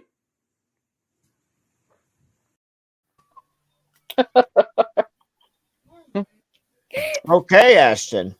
Hello, baby was the funniest one so far. Wow, Alec? Yes. What did you think about Ashton? I love Ashton. Having Although fun. if you ever try to speak to him, he runs away, yelling "Stranger danger, stranger danger." Stranger danger! Yeah. Yeah, but ladies and gentlemen, Cookie, you are going to read this. You're going to read part of this match. Are you ready, Cookie? Yeah. Ladies and gentlemen, it is the Chaotic Tag Team Championship match where Lenore Lynn is taking on Sabrina the Psychotic and Cookie, the legendary champion and the Chaotic Tag Team. Well, maybe future Chaotic Tag Team champion going up against Lenore. Now, if everyone did not realize that this is a 2-on-1 advantage, so let's see what happens. Cookie, you are going to read from here. Okay. Lena makes her way to the ring first. Tina probably one on her shoulder. She keeps looking behind her, but stops halfway down the ramp and staring at the cage. She closes her eyes and I'll be raises right back. her head high. With a flash of ghostly raven appearing behind, Leno wigs speeds wide and an open beak over her head. The ghostly ever steadily disappear, and Lena opened her eyes. She shakes her head and gets into the ring, waiting. The light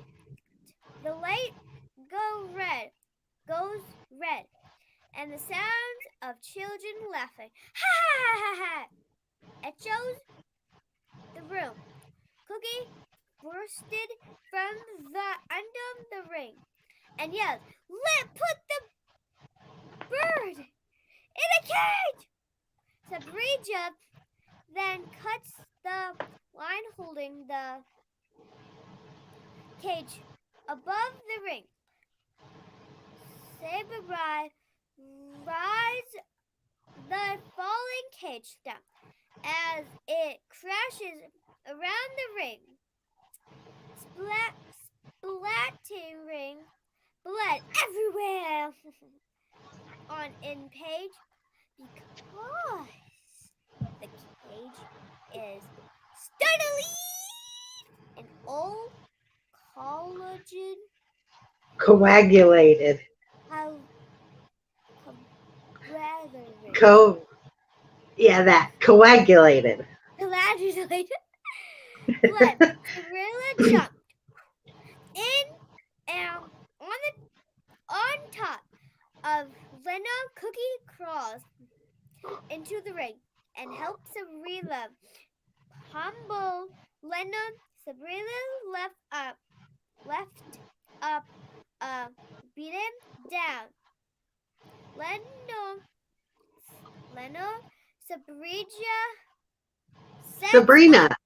Sabrina, yay, sets up for a suplex. Lena hooks the leg, blocking it. Cookie pushes Lena in the ribs. Sabrina lifts Lena up and drops her with suplex. As soon as Lena hits the floor, Cookie jumps on top of Lena with an elbow. Sabrina and Cookie gets to the feet, but Lena rises to her feet and breathing heavily and looking puzzled, Sabrina swings. Lena ducks. Cookie lunges at her, but Lena grabs her away and into the funnel. Sabrina goes for a cut, but Lena pushes her into Cookie, and Sabrina goes to jump in for the step. Sabrina lays and pushes. Why did you come way into Lena and lays in a choke for Lena fights with the number or two. Lena is down to a knee. Sabrina slaps Lena as if to try and wake Was up. nice. Lena and made of the flips. Cookies off the deck and into the bloody cage. Lena grabs Sabrina and whips her into the cage. Blood splatters all over the three fighters. Wow. Lena grabs Cookie by the hair and delivers a Sabrina. Even though DDT, Leno escapes attempted an escape, but Sabrina quickly cut her off. Both women are hanging onto the cage. Sabrina splan Leno's face. How you doing? Blood soaked mentor. Leno reels, but answer back by slamming Sabrina's head into the steel. Sabrina stumbled her ribs out of nowhere. Cookie springboards off the top rope and lead and out and kicks a Leno off the cage. Ooh. Leno lands hard on her neck. From the fall, Sabrina falls back right onto Leno. Cookie Stills visit her from the DDT. Help Sabrina to her feet. They nod to each other. Sabrina holds Leno as Cookie hands stuffed Leno to the cage. Cookie screams, "Ah! It's for you! Oh, God! Ah!" After Leno is cuffed to the cage, Sabrina gets her hands on a razor. Why razor? Razor wire. Razor wire. Rapid chair. Ooh. That we couldn't Conveniently conveniently haven't noticed until now. Sabrina slammed the chair into Lena's head, cutting her up with the razor wire. The blood gushed from Lena's head. Sabrina swings again at the That don't sound good. last Leno, but Sabrina is startled when Leno's head shook up and stars at Sabrina with now all black and cloudy eyes. Uh-oh. That's no. The chair. Lena launched her arm forward, beaking the handcuff.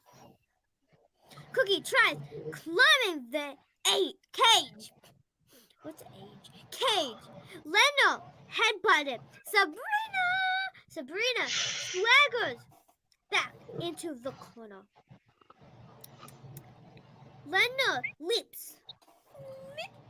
The climbing Cookie. Lena hurries and climbs up top cage. Ledge side Cookie. They both make it to the top. Cookie and Ledger trade perfect pushes on the sleepy bloody cage. Lena kicks the leg of Cookie. Cookie is knocked down, but she holds out. Cookie makes a quick discipline. She scooped up some bloody blood from the cage and wipes it in the eyes of Lena. Lena yelled. The pain from the gritty in her eyes. Cookie gets up, grabs Leno, and tries to toss her off. But Leno catches and holds on to a steel hanging chain with one eye half open. Lena swings off the edge with anguish momentum to kick Cookie right off and back into the cage. Cookie lands hard. Lena swings back to the edge of the cage. She's about to climb down. The light goes out. When the lights come back on, Lena is laying in the kennel of the ring, and Amisa is standing over her with a bait in hand. Sabrina and Cookie both climbs over the cage, but never takes their eyes off the unmoving Emberlyn. Sabrina and Cookie both our feet on the ground at the same time. The cage rise and the announcer the answer yells and no, but before he can finish and Memphis Emberlyn started raining down blow after blow. With the back, Leno withers and Kane, both Cookie and Sabrina, makes their way into the ring and chase of Sabrina as blood distills of the cage. Cookie whispered something into the ear of Leno. Leno screams, "Contra!" something like that. Then goes limp and is knocked out.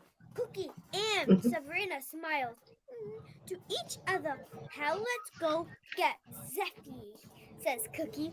Lena is carrying off by new tag team championship. That end. Wow. Dang. Congratulations, Cookie and the Witch's Circle becoming the Chaotic Tag Team Championships. And the fact that Lenore Lynn is, I don't know, she definitely went through hell there. Yeah. A baseball bat, former partner? Holy crap. Right. Ladies and gentlemen, we have a number one contender for the Inner Demon Championship match, a 13 stages of hell, as we have Legion, which is already a former Inner Demon champion, taking on Titan, a former Asylum champion, and these guys are ready to just cut each other's throats off. They're ready to kill each other. They are fucking ready. Absolutely. And here we go. As the former Asylum and Inner Demon champion lock up in the center of the ring, a devilish laughter is heard as a large tower slams into the ground around them. Legion grabs Titan and throws him against the steel lengths of the cage. Legion bounces off the ropes and hits a crossbody, slamming both against the cage. Legion takes off running and goes for a second crossbody, only for Titan to nail Legion in midair with a spear. Titan puts Legion on his shoulder and starts climbing the ladder. He throws Legion through the opening and is greeted with an immediate scream of pain from his opponent. Titan looks in and notices that the cage floor and walls are lined with blood-covered razor wire. Titan very carefully climbs through the hole and stands up. He walks Gingerly. Wow. He walks gingerly over to the ladder when a bloody Legion catches him with a drop toe hold. Causing Titan to go face into the wire, Legion crawls over Titan's body on his way to the ladder, forcing the blade to go deeper into Titan's flesh. As Legion climbs up the ladder and into the next opening, he finds himself in an area devoid of any light. Legion keeps hold of the ladder and keeps climbing up. Damn. We can make it through the next opening, but the second touches the wall, he is thrown across the cell as electricity is visibly sneaking along the metal frame. Text him quickly follows. Wait, text him? Text him quickly? I'm going to have to talk to the writer on this one. Titan is what I believe it's was meant to Titan be. follows him quickly and climbs into the cage and notices Legion is laying down for hitting him with a running senton. Fire the writer. Oh, sorry. Texted them, really. Titan Yeah, I'm going to talk to that writer. would reach down and grab Legion and press them against the cell while sending sparks flying as electricity coils through both the man known as Legion and the air. Legion will try to hit several forearms, only for taking him with a vicious headbutt and throws him in judo style against the ladder, bending it. Titan would walk over, kicking Legion in the head before climbing up the ladder to the next level. Whew. Wow. Damn. Titan climbs through the next hole, but immediately stops when he notices he can see his own breath in the air. He looks around and sees that everything is caked in a thick layer of ice. Oh, no. Thank you. He cautiously climbs through the hole and stands up only after falling on his ass once. As he studies himself, Legion climbs through the hole as well and uses the slippery surface to his advantage, takes off running and slides with a baseball-style drop kick to his ankles, dropping the big man. Legion slides over to Titan and starts delivering vicious forearms into his opponent's face, busting him open even more than he already is. Both men will hit the side of the cage, causing several of the icicles to break and fall down and get stuck in the frozen ground. Legion would grab one of the falling icicles and plunge it deep into Titan's shoulder, trying to pin him to this cage before sliding over to the ladder and climbing up it. Titan climbs to the next opening and starts to stand up, but notices time is almost slowed and his movement is cut in half. Using every bit of strength he has, he slowly, agonizingly starts walking to the ladder, only to have Titan grab him and hit him with a dragon screw leg whip, sending him floating through the air and slamming against the cell wall. While Legion is floating around, Titan makes it to the ladder and starts climbing up it, but the second he makes it to the next opening, he is sucked through and finds himself hanging around in zero gravity. Holy crap. Legion is able to get to the ladder and climb up itself, only to have the same thing happen to him. Both men are able to meet in midair and start to deliver powerful forearms and devastating punches and knee strikes before their attack causes them to float to the ladder. Both men start climbing up it. Both men make it through the next opening at the exact same time, only to find the cage itself to be spinning. Both men are thrown against the outer wall. The what? Centrifugal. The centrifugal force keeps them in place, making it harder and harder to move. Titan is able to start moving along. Make sure he writes words that the people can read. Moving along the side of the cage when he sees Legion making his way to what appears to be a lover pulling it. A lever? A what? A lover? A lover. A lover is pulling it. The cell stops spinning. This rider needs to be fired. The cell stops spinning long enough for Legion to walk over to the ladder and start climbing up it. Titan walks over to the left and cranks it on full blast before grabbing the wall. The cell starts spinning at full force as the blah, blah, blah. I almost said the Dominator. He is not here. I'm sorry. He is not a patient. The odometer. He could be. A Dominator reads 100 miles per hour. Wow, Dominator, you're good. You should be up on here. Legion is pulled off the ladder and is hanging in midair as Titan stretches his body out. Titan kicked Legion in the stomach with 100 miles per hour kick, almost tearing him in half. Titan is able to turn off the spinning cell and start climbing to the next level.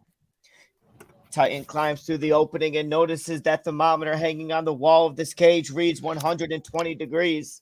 The air itself is waving as heat permeates through every single inch of his level.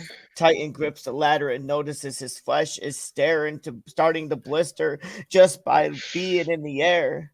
Legion climbs up after him, a dark smoke on his face as he starts to climb the ladder to the next level, only for Titan to reach through and grab his throat and start banging his head against the metal ladder. Titan falls backwards off the ladder as Legion starts climbing up it. Legion finds himself in a cell that is almost completely transparent as he tests out the schedule, noticing that it is almost pure glass. Titan climbs up after him and charges. Legion quickly sidesteps as Titan slams into the cage wall, shattering the glass, ripping him to shreds. Legion walked over and picks up Titan and pulls him on his shoulder as he starts climbing to the next level. Legion drags the shredded and bloody body of Titan through the hole before doing a German suplex, setting the envy of pain against the cell wall. The second Titan's body touches the wall, it bursts into a wall of solid black flames, the smell of roasting flesh filling up the air. Titan launches himself out of the wall, putting out the flames on his clothes before getting to his feet. Both men start trading vicious lefts and powerful rights. As both men make their way to the ladder, they start climbing it at the exact same time. As both men make it through the final opening, they find themselves in a room at the top of everything. Titan looks up and looks right in the face of Lucifer himself. As Titan stands there and Legion hits Titan with a sling blade before hitting a standing elbow drop. Legion then gets Titan up his feet and start dragging him towards the openings to the floor when Titan kicks him in the gut and hits a double underhook power driver in the middle of the floor just as Titan goes to bite the bullet, the butterfly power driver, only for Legion to fight it out. To fight his way out of it and hit the mist of agony, that red mist. Titan tries to get the red liquid out of his eyes. Legion hits him with a big boot to the face and sends him backwards. Legion then follows up with a vicious European uppercut. Legion would follow up everything with, this is the triggered me to the face, sending Titan through the wall and tumbling down the side of the cage to the ground floor. Legion then climbs down all 13 levels till he is on the ground and pins Titan. 1, 2, 3. Ladies and gentlemen, Titan did not win.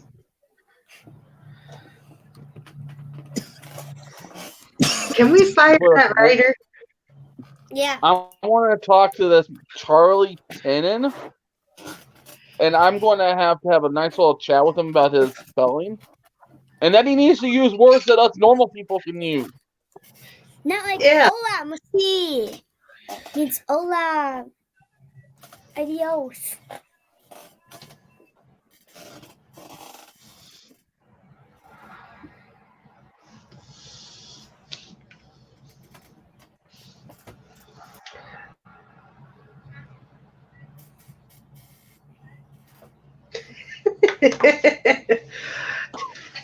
CEO, may I read this match so you can take a break and get you some coffee and a water? Yes. Okay. Very in my journalist. So this next match is the Insomniac Championship match, which is a sew your opponent's mouth shut match. That does not seem like a good time to me at all. And now all competitors are in the ring as the camera pans around the ring, showing various trays with all different varieties of needles, from bright new shiny needles to rusty needles to straight needles to curved needles covered in blood. Damn. The Asylum siren sounds as Darius locks up with Tyler Stone, with Darius getting a lucky shot in with a kick to the gut, followed by a vicious right hand. As the camera turns to Inmate and John Reagans, who lock up, but neither man is able to get the upper hand as Darius rushes over and hits Reagans in the back of the head with a forearm. Reagan stumbles as Inmate catches Darius off guard with a vicious right hand. Tyler Stone stands up and spears Inmate as all four men lay in the ring, as we see Reagans is the first to get up. Reagans looks at Darius and rushes over and picks him up and nails a powerbomb onto Tyler Stone. He just used Darius as a weapon. And Tyler Stone rolls out of the ring. Reagans picks up Darius again, but suddenly Inmate spears him, causing him to drop Darius onto the mat. Inmate drags Reagans up and hits that hooked on the hooch and slides out and grabs one of the rusty needles and walks towards Reagans and begins sewing his mouth shut. But Tyler Stone comes behind and hits Inmate with one of the chairs. So Tyler Stone just prevented Reagan's mouth from being sewn shut. As Reagan looks up, as Tyler offers his hand, and Reagan takes it, but Tyler smirks and pulls Reagan's to him and hits a DDT, seemingly knocking Reagan's out. Suddenly, we see Darius fly through the ropes and nail Tyler with a suicide dive and grabs a bloody needle and heads towards him, only for Inmate to spin Darius around and nail a super kick, causing him to drop the needle. Inmate laughs and picks Darius up and nails a spirit bomb onto the apron. Like, you know, like the corner of the apron, that's where he dropped him, right on his back. As Darius yells in pain. Reagan's, having fully recovered, rushes over and instantly nails a spear, sending Inmate through the barricade. Suddenly, we see Tyler Stone rush over, only for Darius to interrupt him with a kendo stick shot to the stomach. Where the hell did they get a kendo stick? Wow, the fuck out of me. Reagan smirks and grabs a new needle and heads towards Tyler Stone, who shakes his head as Darius brings the kendo stick onto Reagan. Darius swings again, only for Reagan's to roll out of the way as Inmate pops up and hits Darius with a beer bottle he found in the crowd. Well, that would make sense. Inmate smiles and looks at Reagan's and Stone, who nod as all three head towards Darius, but Reagan spins and nails Inmate with a right hand. Sorry. Somebody stole him. Inmate with the right hand followed by a DDT onto the concrete. He turns towards Tyler and smirks. Tyler sees this and goes for his spear, only for Reagan to catch him and powerbomb him. As Reagan drags Tyler up, Tyler headbutts him, sending him stumbling. Tyler presses his attack as the two head through the crowd, hitting each other with everything they can find, from popcorn to chairs, and Reagan is able to get a lucky shot onto Tyler and pull a needle out of his pocket and begin sewing his mouth shut, only for Stone to bring his knees up, catching Reagan's in the stomach. Now that was smart. Put a needle in your pocket. I'm just surprised the needle didn't stab him beforehand. Right? I'm surprised, but who knows what kind of pants these patients wear? I don't want to know. I don't either. I do. Tyler, you want to know what kind of pants these crazy people wear? We'll send Michelle after a survey with the patient. Hey, can I have a charger? Tyler begins delivering left and right as the two fight out of the asylum into the cemetery. As they pass a few gravestones that are unmarked, suddenly Sharkbait and Alexa Fox pop up, with Sharkbait actually putting Tyler Stone in the water prison jitsu. And Alexa Fox brings out the nine-tailed fox and strikes John Reagan's. Tyler Stone ends up passing out from the water prison jitsu, and Reagan's is knocked unconscious by the nine-tailed fox. Doctors and nurses rush out and escort Sharkbait and Alexa back to their rooms, with, of course, Sharkbait going to Chris Mack's limo. How did he get out of the limo? Animal control. Both. As the camera pans back to the arena, we can see Darius, an inmate, locked up in the center of the ring with various needles in the ring. Darius is able to land a lucky kick to the midsection as he smirks. Can you plug this in? Do I trust you plugging that in? Darius is able to land a lucky kick to the midsection. He grabs inmate and nails a collapse, which is the Goro bomb, and grabs a rusty, bloody needle and sews inmate's mouth shut. Your winner and still your Insomniac champion is Darius Jones. Oh, yeah. Now, inmate 420 stands up and puts his hand out for Darius Jones to shake. They shake hands as inmate rolls out of the ring and he rips the stitches from his mouth and seems excited and says, "Time for bigger and better things. Stop by the smoking stuff and stuff. For 50% off just tonight. I am in a generous mood." Damn. I think I know where I'm stopping on the way home. You miss it, CEO. Reagan's and Stone fought out of the asylum into the cemetery and were attacked by Sharkbait and Alexa Fox. Yeah. Well, damn. And they both get the doctors and animal control out for them. So, Johnny Gage has a question. But water prison is literally a hollow sphere of water with enough oxygen for 2 hours. How does one pass out from it?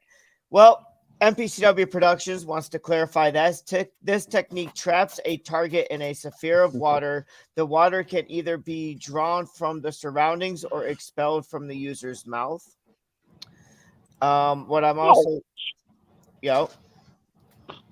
So he may have a good he may have a good point on that. So, we will definitely have to figure that out. But who knows? With enough water to go into the mouth, you would think it'd be more suffocating.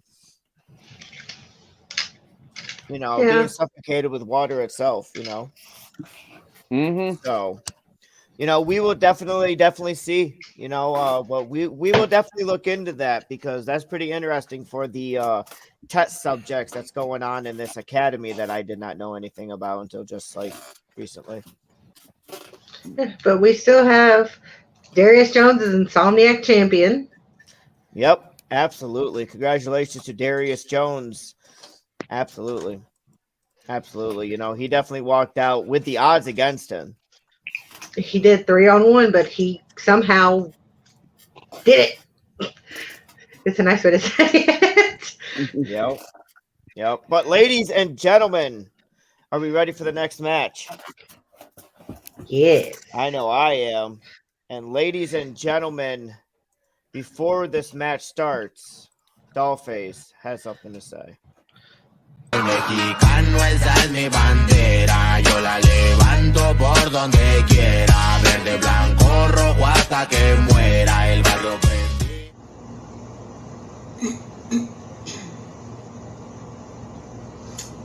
Zeffy, the only thing I can tell you at this point in time, at this moment, before our match is that you will not only need the help of Cookie, but you will need the help of many, many more people. See, I'm at a point where you are now FAFO. Your situation is now grave. And trust me, I will make sure I put you 6 feet under and not able to come back. You and your short little messages and your cute little laughter. I don't know how anybody could possibly be scared of you. You have yet to show me why I should even be close to fearing you. So with that said, I'm not going to wish you luck. I'm not going to wish you the best. All I'm going to wish you is that you actually partially survive this. I'll see you tonight. Mexicano, esa es mi bandera, yo la levanto por...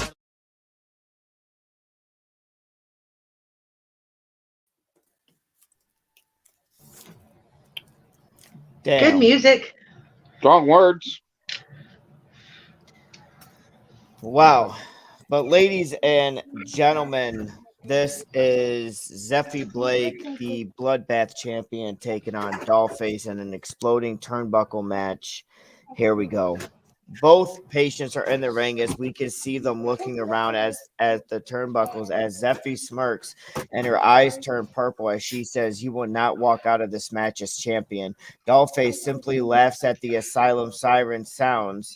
That's pretty ironic because now the sound is ding. Ding. There's Cookie.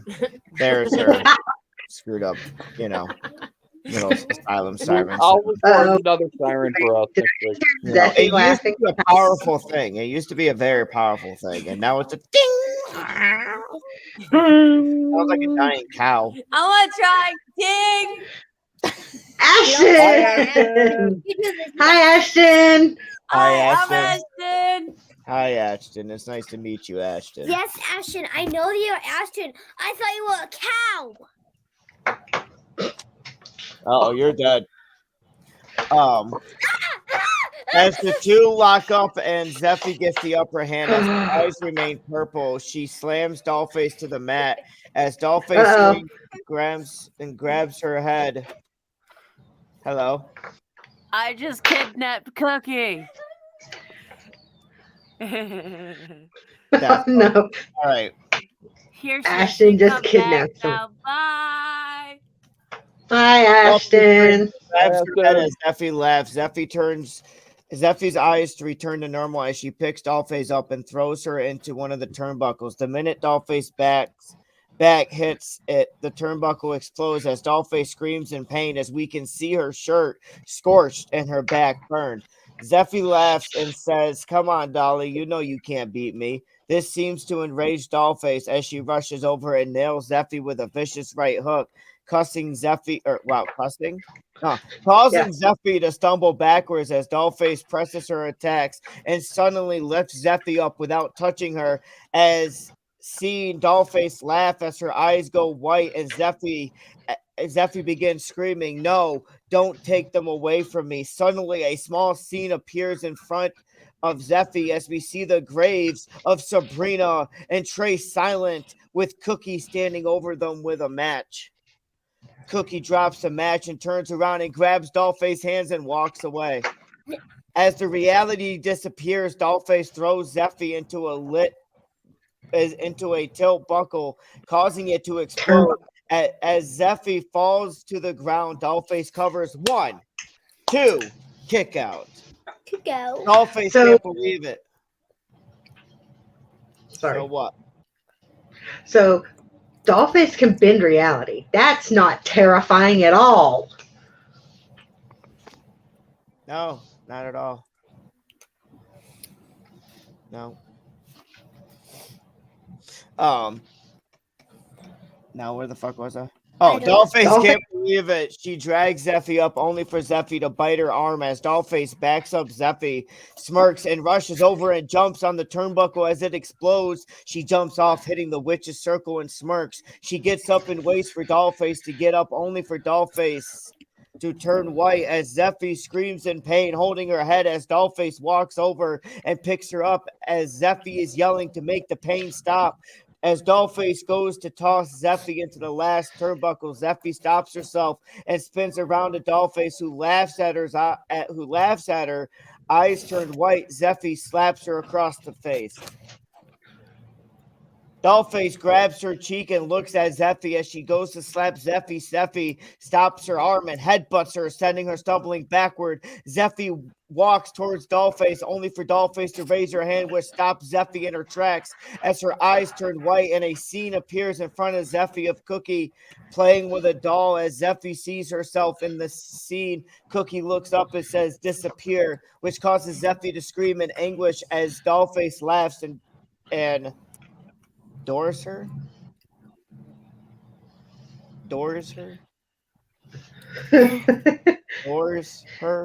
I'm kind of interested. I don't know. That writer needs to be fired. These writers just need to be fired. Dollface walks over and dropkicks Zeffy in the ropes as Zeffy comes back as Zeffy catches her and picks her up and power slams her to the mat. Dollface smirks and says, "You won't beat me, Zeffy." Dollface picks her up as Zeffy smiles and Susie appears as she smacks Dollface with it. Dollface stumbles back holding her nose as we can see blood pour out of it, which makes Dollface laugh as she smears the blood all over her face. Epic harvest. Yeah, I don't know what that writer was thinking. I think Zeffy was going for something. I don't know. But Dollface sidesteps. That's amazing. Wonderful. But Dollface sidesteps and spins around and grabs Zeffy and suplexes her. Zeffy gets up when suddenly the lights go out and they come back on and Dragon Queen is in the ring.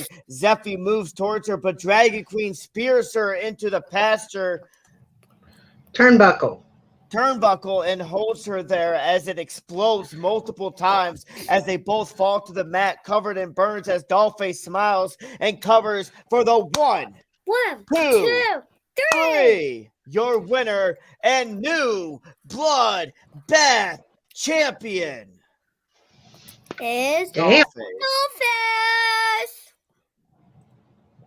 Damn. Nobody was happy for Dollface. I am. Go, Dollface! That's not terrifying at all. I would not want to be Dollface's opponents.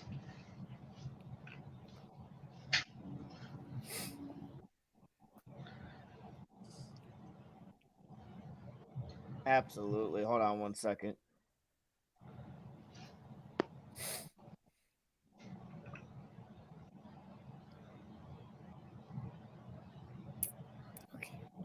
All right, sorry about that. I'm just kind of shocked here. Ladies and gentlemen, we have a Inner Demon Championship match, a Lucifer's Cage match, as we have the Inner Demon Champion Stinky Pinky taking on Unhinged. Would you like me to take this one from you, boss? Yeah, why don't you, my brother? Testify! It's not the same for you. Sorry. No, it's not. Lucifer's cage begins to lower as Onions walks into the House of Fear. He looks around down the hallways as he sees a door opening. Beyond the door is literally the gates of hell. The energy that surrounds you is so devastating that it takes the best of you and rips you limb from limb. Holy shit. Damn. Onions walks through the door, not knowing what to truly expect as he holds that Inner Demon Championship they took from the 2021 Inner Demon Champion of the Year, Legion. Damn. Now it's time to see if Onions can defeat the 2021 Monster of the Ring. Ooh. Onions gets to the other side as the door slams behind him. Unhinged's laughter echoes through the House of Fear, shaking it like an earthquake. Onions trying so hard to stay on his own 2 feet. And that's crazy. Onion stumbles inside Lucifer's cage as he looks up and sees Lucifer himself making his second appearance tonight.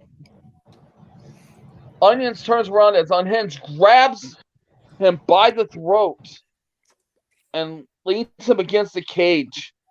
Onion's feet is dangling.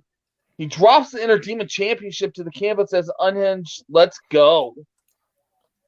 He goes to grab the championship, but Onion, with a stomp to the hand of Unhinged, followed by a neck breaker. Onion looks around as the canvas turns to grass. Yeah, absolutely. But the thing is, Unhinged, laying in the shards of shards, he grabs two handfuls and tosses them into Onion's eyes. Onion's trying to get the shards out of his eyes. Unhinged grabs Onions and throws him into the cage. Onions lands hard onto the sharded glass as he begins to crawl through the glass, creating more cuts and scars all over his body. Unhinged lifts his hand and all 7 deadly sins surround Unhinged. He begins to have the deadly sins take over his body, but is interrupted by Onions as he spears Unhinged. Both patients go crashing into the glass shards. Onions begins rolling around as if he is so excited about the pain he is in. Onions opens his eyes as they are bright pink. Onions begins throwing lefts and rights, all lightning speed. He is up to 30 to 40 punches into the ribs of Unhinged. Onion stops for a second and uses all his momentum and hits a running clothesline, knocking Unhinged onto the glass shards. Lucifer laughs as he snaps his fingers and grabs onto one grabs onto one. I lost my fucking spot. Me too.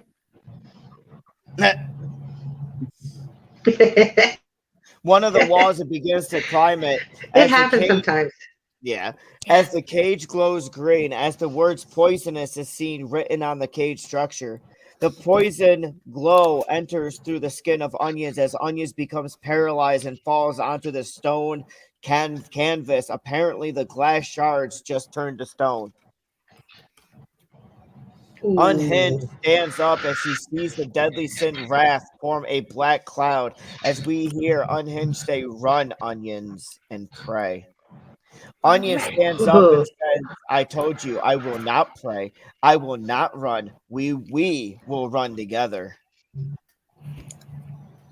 Onions is slowly standing up as he sees the Inner Demon Championship glowing. As he goes to grab it, Unhinged with a punt to the head to Onions, but Onions moves just in time to mess the punt kick. Unhinged lets out a rage of frustration as the cage is halfway from crushing both of them. Unhinged and Onions losing space in the ring as Onions jumps onto the structure and begins biting the cage like a rabbit. Digesting all that poison, Onions jumps off the cage with a beautiful moonsault, catching Unhinged off guard, knocking both of them down again. But Onions kicks back up. He is eyeing Unhinged as he stands up. Onions with the pink mist that is mixed with the poison as Unhinged is struggling to see but still standing. Onions locks in the vertebraker as he goes for it, but Unhinged quickly reverses it to Want a Cookie, that sister of Abigail. Onion slips away from the Want a Cookie. Onions goes for the vertebraker and connects. He connects it. The cage stops as there is not enough room for Onions. There's not enough room for Onions to go for a pin. Onions picks up Unhinged as Unhinged tackles Onions and breaks through the cage. Unhinged and Onions are brawling in the House of Fear. Onions giving everything he has. They are both in the hallway as Unhinged with an angel's blade stabs the torso of Onions. Onions is spitting out blood, saying, "I am the ultra-violent god." As a pink light shines behind Onions, Onions then falls to the canvas. Unhinged looking around as he looks into the eyes of Onions, who has a no giving up attitude. He is showing how much damage this man can take. Onions still stands up, dropping tons of blood as it is already forming a puddle beneath him. Onions puts up 2 fists and says, "I still won't pray. as he collapses to the floor as the asylum siren rings. She's so consistent. We hear the doctor state, your winner and new inner demon champion, Unhinged. That's not creepy at all. That's not good. Nah. And more for the swear jar. Yep, Johnny Gage is right. Yep, swear jar. Wait, we have a swear jar? This swear jar beep. But wait a minute. Unhinged walks over to the Stinky Pinky, the ultra-violent god, Onions. He grabs Onions by the ears and stands him up. Unhinged nods at Onions and says, pray, run. He lets go of Onions as he hits a descent from heaven that chokeslam. Onions lands hard, covered in his own blood, no longer inner demon champion. Maybe he couldn't handle the demons like Legion did, but we know Unhinged could. I think we will see these two fight off again in the future. Let's see what happens next with the inner demon champion and see what happens next with Onions. Damn. Wow. I know this is a long show, but this is definitely House of Fear, and I apologize for it, but holy crap. We have two matches left, though. 2 matches left. We are getting to it. It's a special show because it is the House of Fear. Absolutely. But ladies and gentlemen, our co-main event. Are we all ready? Yes. Hell yeah. The Asylum Championship match. As we have in a crypt match, as we have Savior, the Asylum Champion, taking on the Underground. Charlie Meltzer, why don't you start it off, my brother? Testify. Underground and Savior enter the cemetery area of the Asylum as both men know what it is at stake here. They must beat their opponent so bad that they gotta lock him in a casket and then walk out with the championship. The Asylum siren sound. Ding! That's gotta be the cutest and scariest Asylum siren we have. Absolutely. As both men begin circling one another, Savior slaps himself repeatedly and tells Underground to come after him. Underground doesn't hesitate and hits Savior with a vicious haymaker and repeated European uppercuts.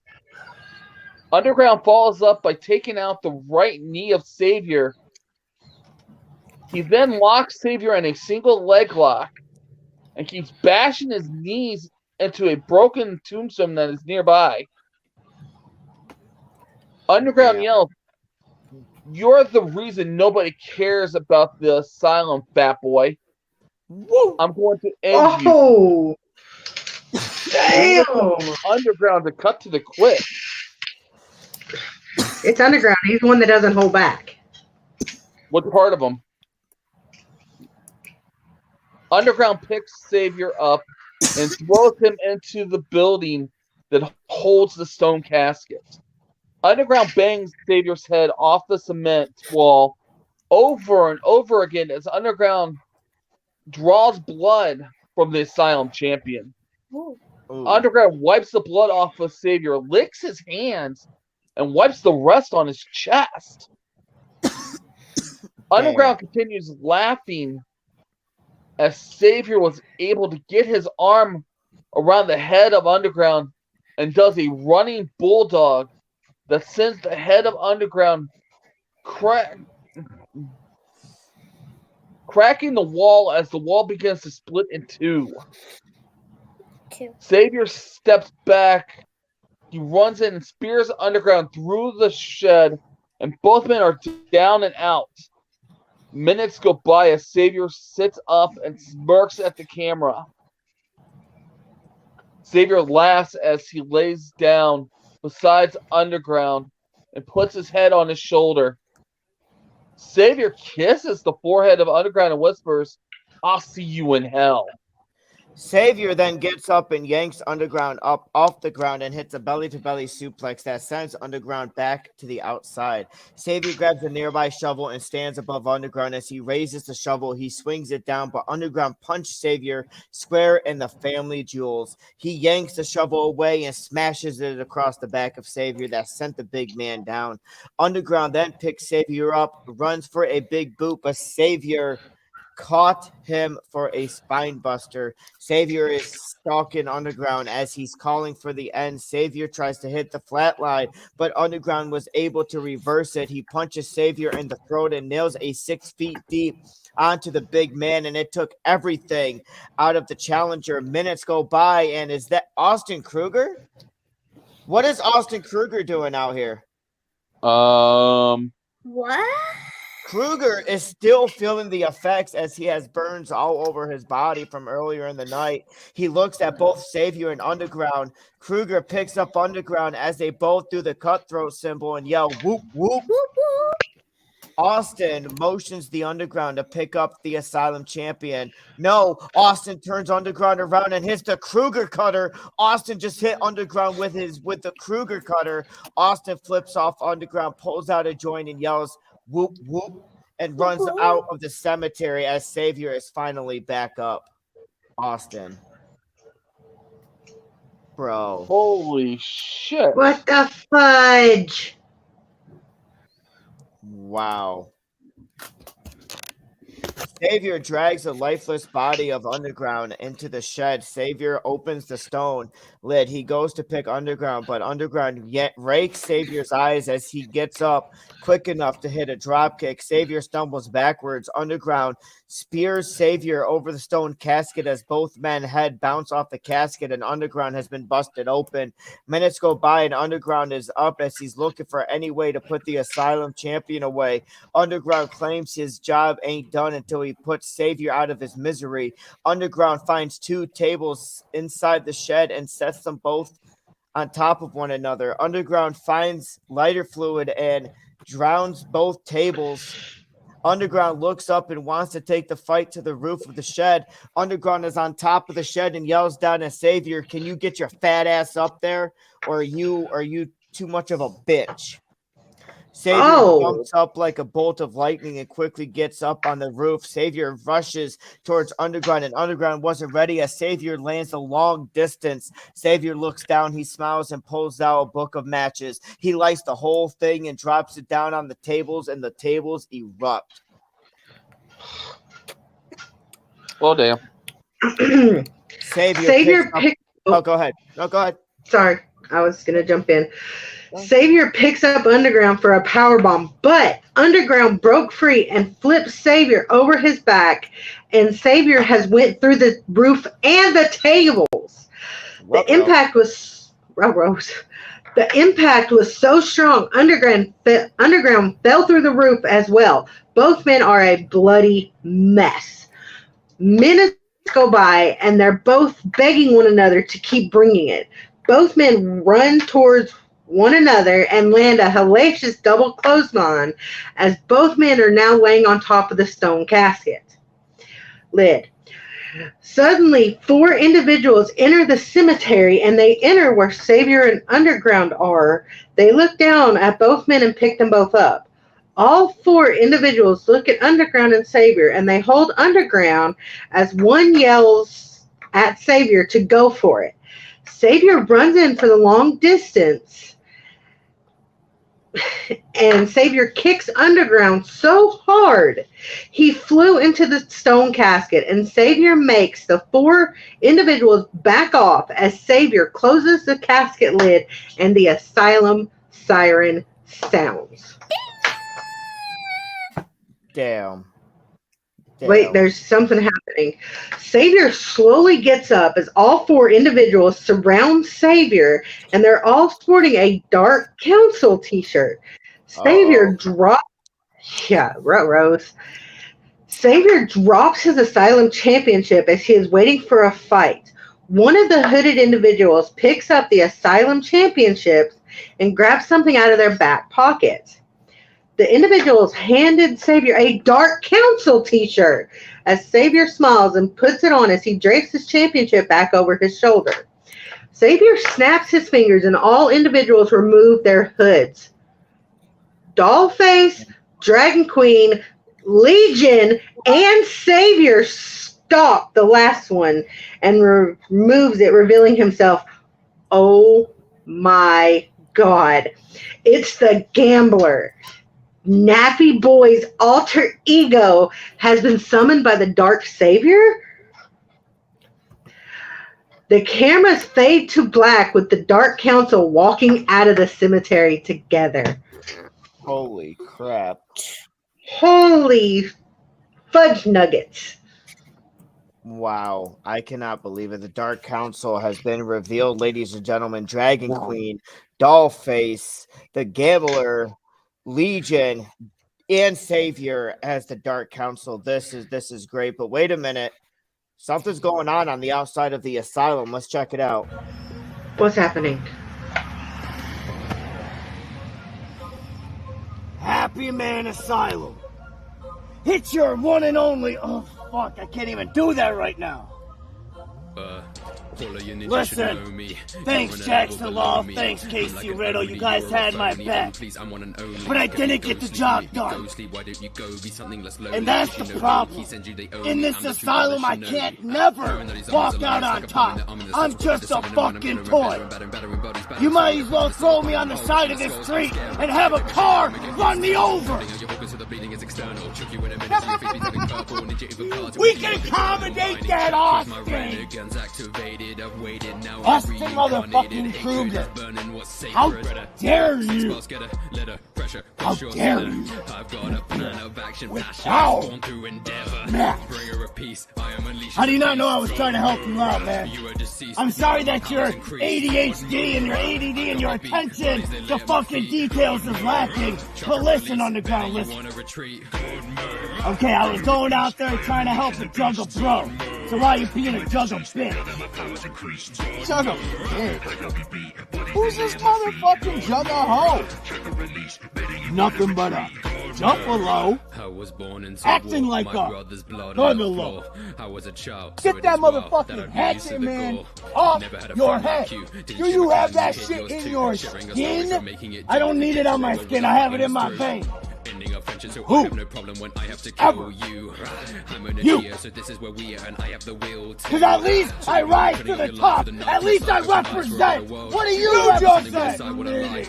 You are the lowest of the low. Oops, my bad, bitch. Dragon Queen. If it wasn't for the fucking Dark Council, those little hooligans. Who? It doesn't matter. Who? You have been nothing without me. I've risen to the top. You've always been sick. You suck these people's ass. That's what the fuck you do. What is gonna happen now? Maybe I'll just spew some renegade shit all over you. You know what? You are deceased, none of my powers increased. I can't be beat, they lay at my feet. Try to release, and then you want to retreat. Management, make this fucking happen now! Toodles, bitch. Okay. Wow. Damn! Wow. Wow. Underground just beat the shit out of Austin. I have not done this today, but after watching that, this is how Austin's feeling. I love when you do that. You know, so that was definitely one of But ladies and gentlemen, it is time. It is time, ladies and gentlemen, for the main event. Who is going to be the 2022 Monster of the Ring? Will it be Johnny Gage? Will it be Sarabai? Versus Dark. Or will it be Dark Princess? That's a tough one. Because if I'm it's gonna be go ahead, Dark Cookie. Princess. It's going to be Dark Princess. You think Dark Princess? Meltzer? It's like Mr. Meltzer? I was actually going to go with Johnny Gage. How about you? Meltzer? Mrs. Mrs. This one is probably going to be one of the hardest matches to actually figure out who is going to win. Because you have Sarabai, who is nuts. Then you have Dark Princess, who is created by the creator of the House of Fear. So she knows this. Then you have one of our newest patients, which is Johnny. So honestly, I can't choose a winner because these three are so vastly different. It's hard to choose somebody. I'll do Dark Princess. But all right, guys, let's go ahead and get through this shit, guys. Let's go. So as the night falls over the landscape of the asylum, an old rickety house rises out of the ground as Gage, Sarabai, and Dark Princess approach the house. The three patients across the degraded fence as lightning flashes and an evil laughter is heard from inside the house as all three spot each other. First, immediately start flying. Sarabai starts trying to fight off both Gage and Dark Princess as both Gage and Dark Princess are able to throw Sarabai into the air. The front door shoots open. The skeletal arms shoot out and grab them. All three patients are dragged into the open door, which closes immediately after they cross the threshold. All three are dropped into the living room. Sarabai goes through a coffee table. Gage lands in the center of the china cabinet, and Princess goes through a recliner. As all three are starting to get to their feet, an airy light is seen coming from a main hallway. As the light gets brighter, the same airy laughter gets louder as well. The air starts to swirl as a swirl of dark purple, black, and navy blue starts spinning faster. All three entities are pulled into the portal. The portal vanishes when the second dark princess is pulled through. Sarabai lands in the center of the room. As Sarabai gets to his feet, a dark demonic voice is heard. It seems the demon of the surface is fearless, but the mortal underneath isn't. The second he says that, the room lights up, revealing the room is full of clowns. Oh shit! Fucking clowns. That's a lot of clowns. Pardon my language. Sorry, Cookie. Oh, that's a scary clown. Uh-huh. Very scary clown. For a brief second, Sarabai's solid black eyes would disappear, revealing Jack Steele's Irish green eyes that are full of fear. As the laughter starts to die down, Jack's voice starts getting deeper and darker. I am Sarabai. I am fucking Cerebus. I have no fear. I am Sarabai. I'm Sarabai. Oh, was that a little too far for Sarabai? That's pretty spot on.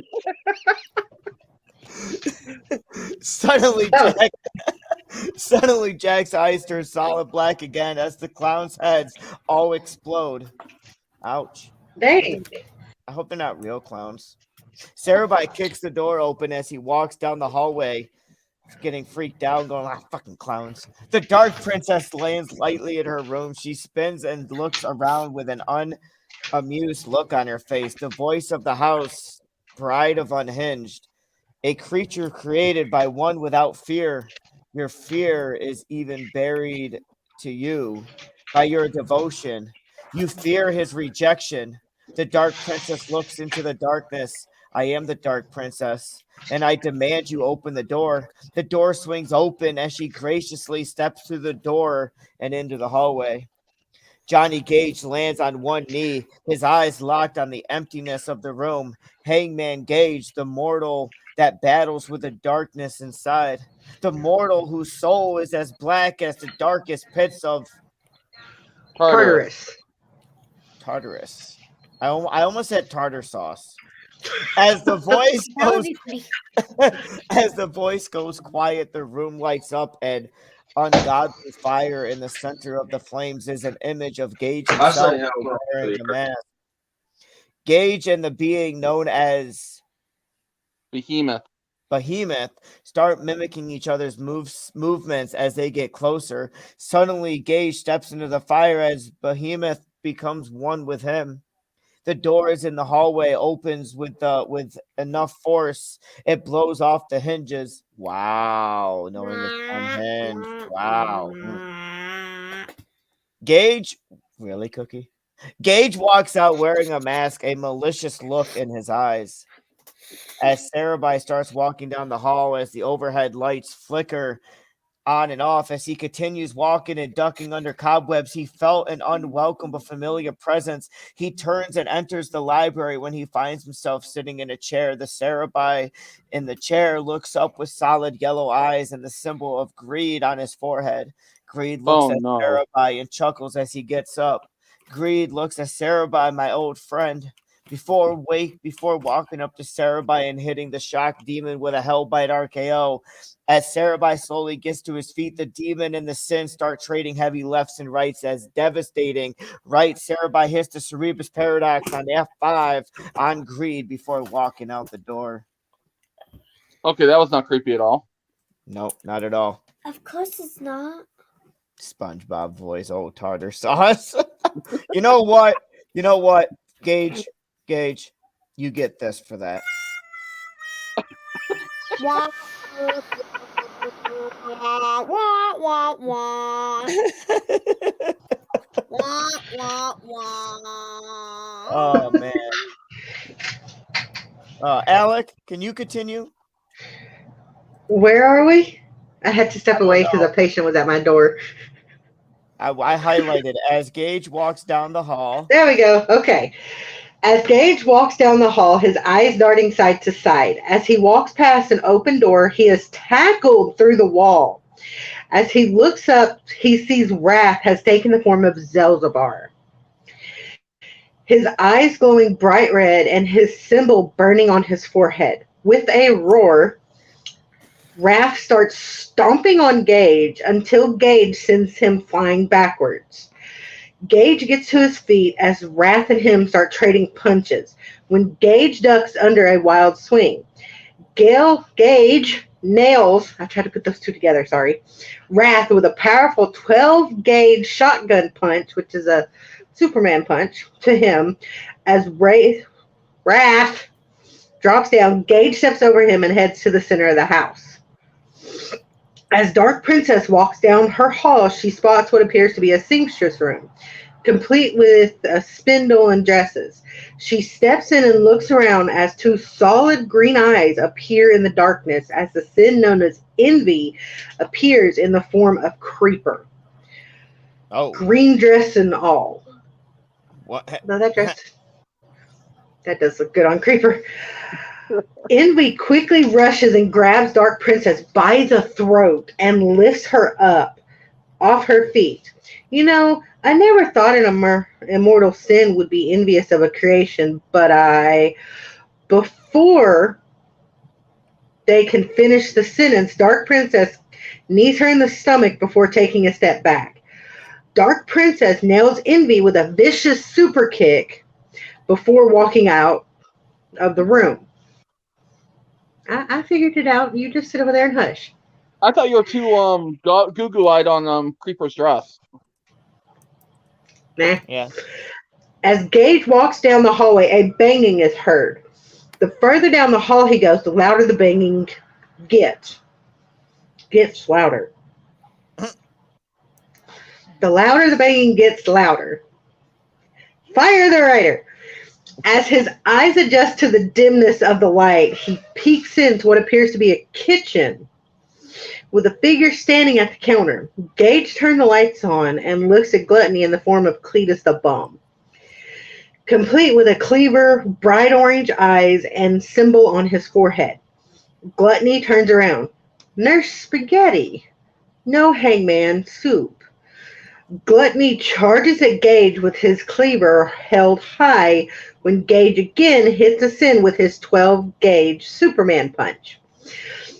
He picks Gluttony up and throws him into a nearby freezer before locking it. Poor Cletus, he just got shoved to the deep freezer. As Sarabai starts walking towards the center of the house, he is suddenly struck in the back on his head and dropped to his knees. He looks up as Sabrina walking towards him, welding a cast iron candlestick.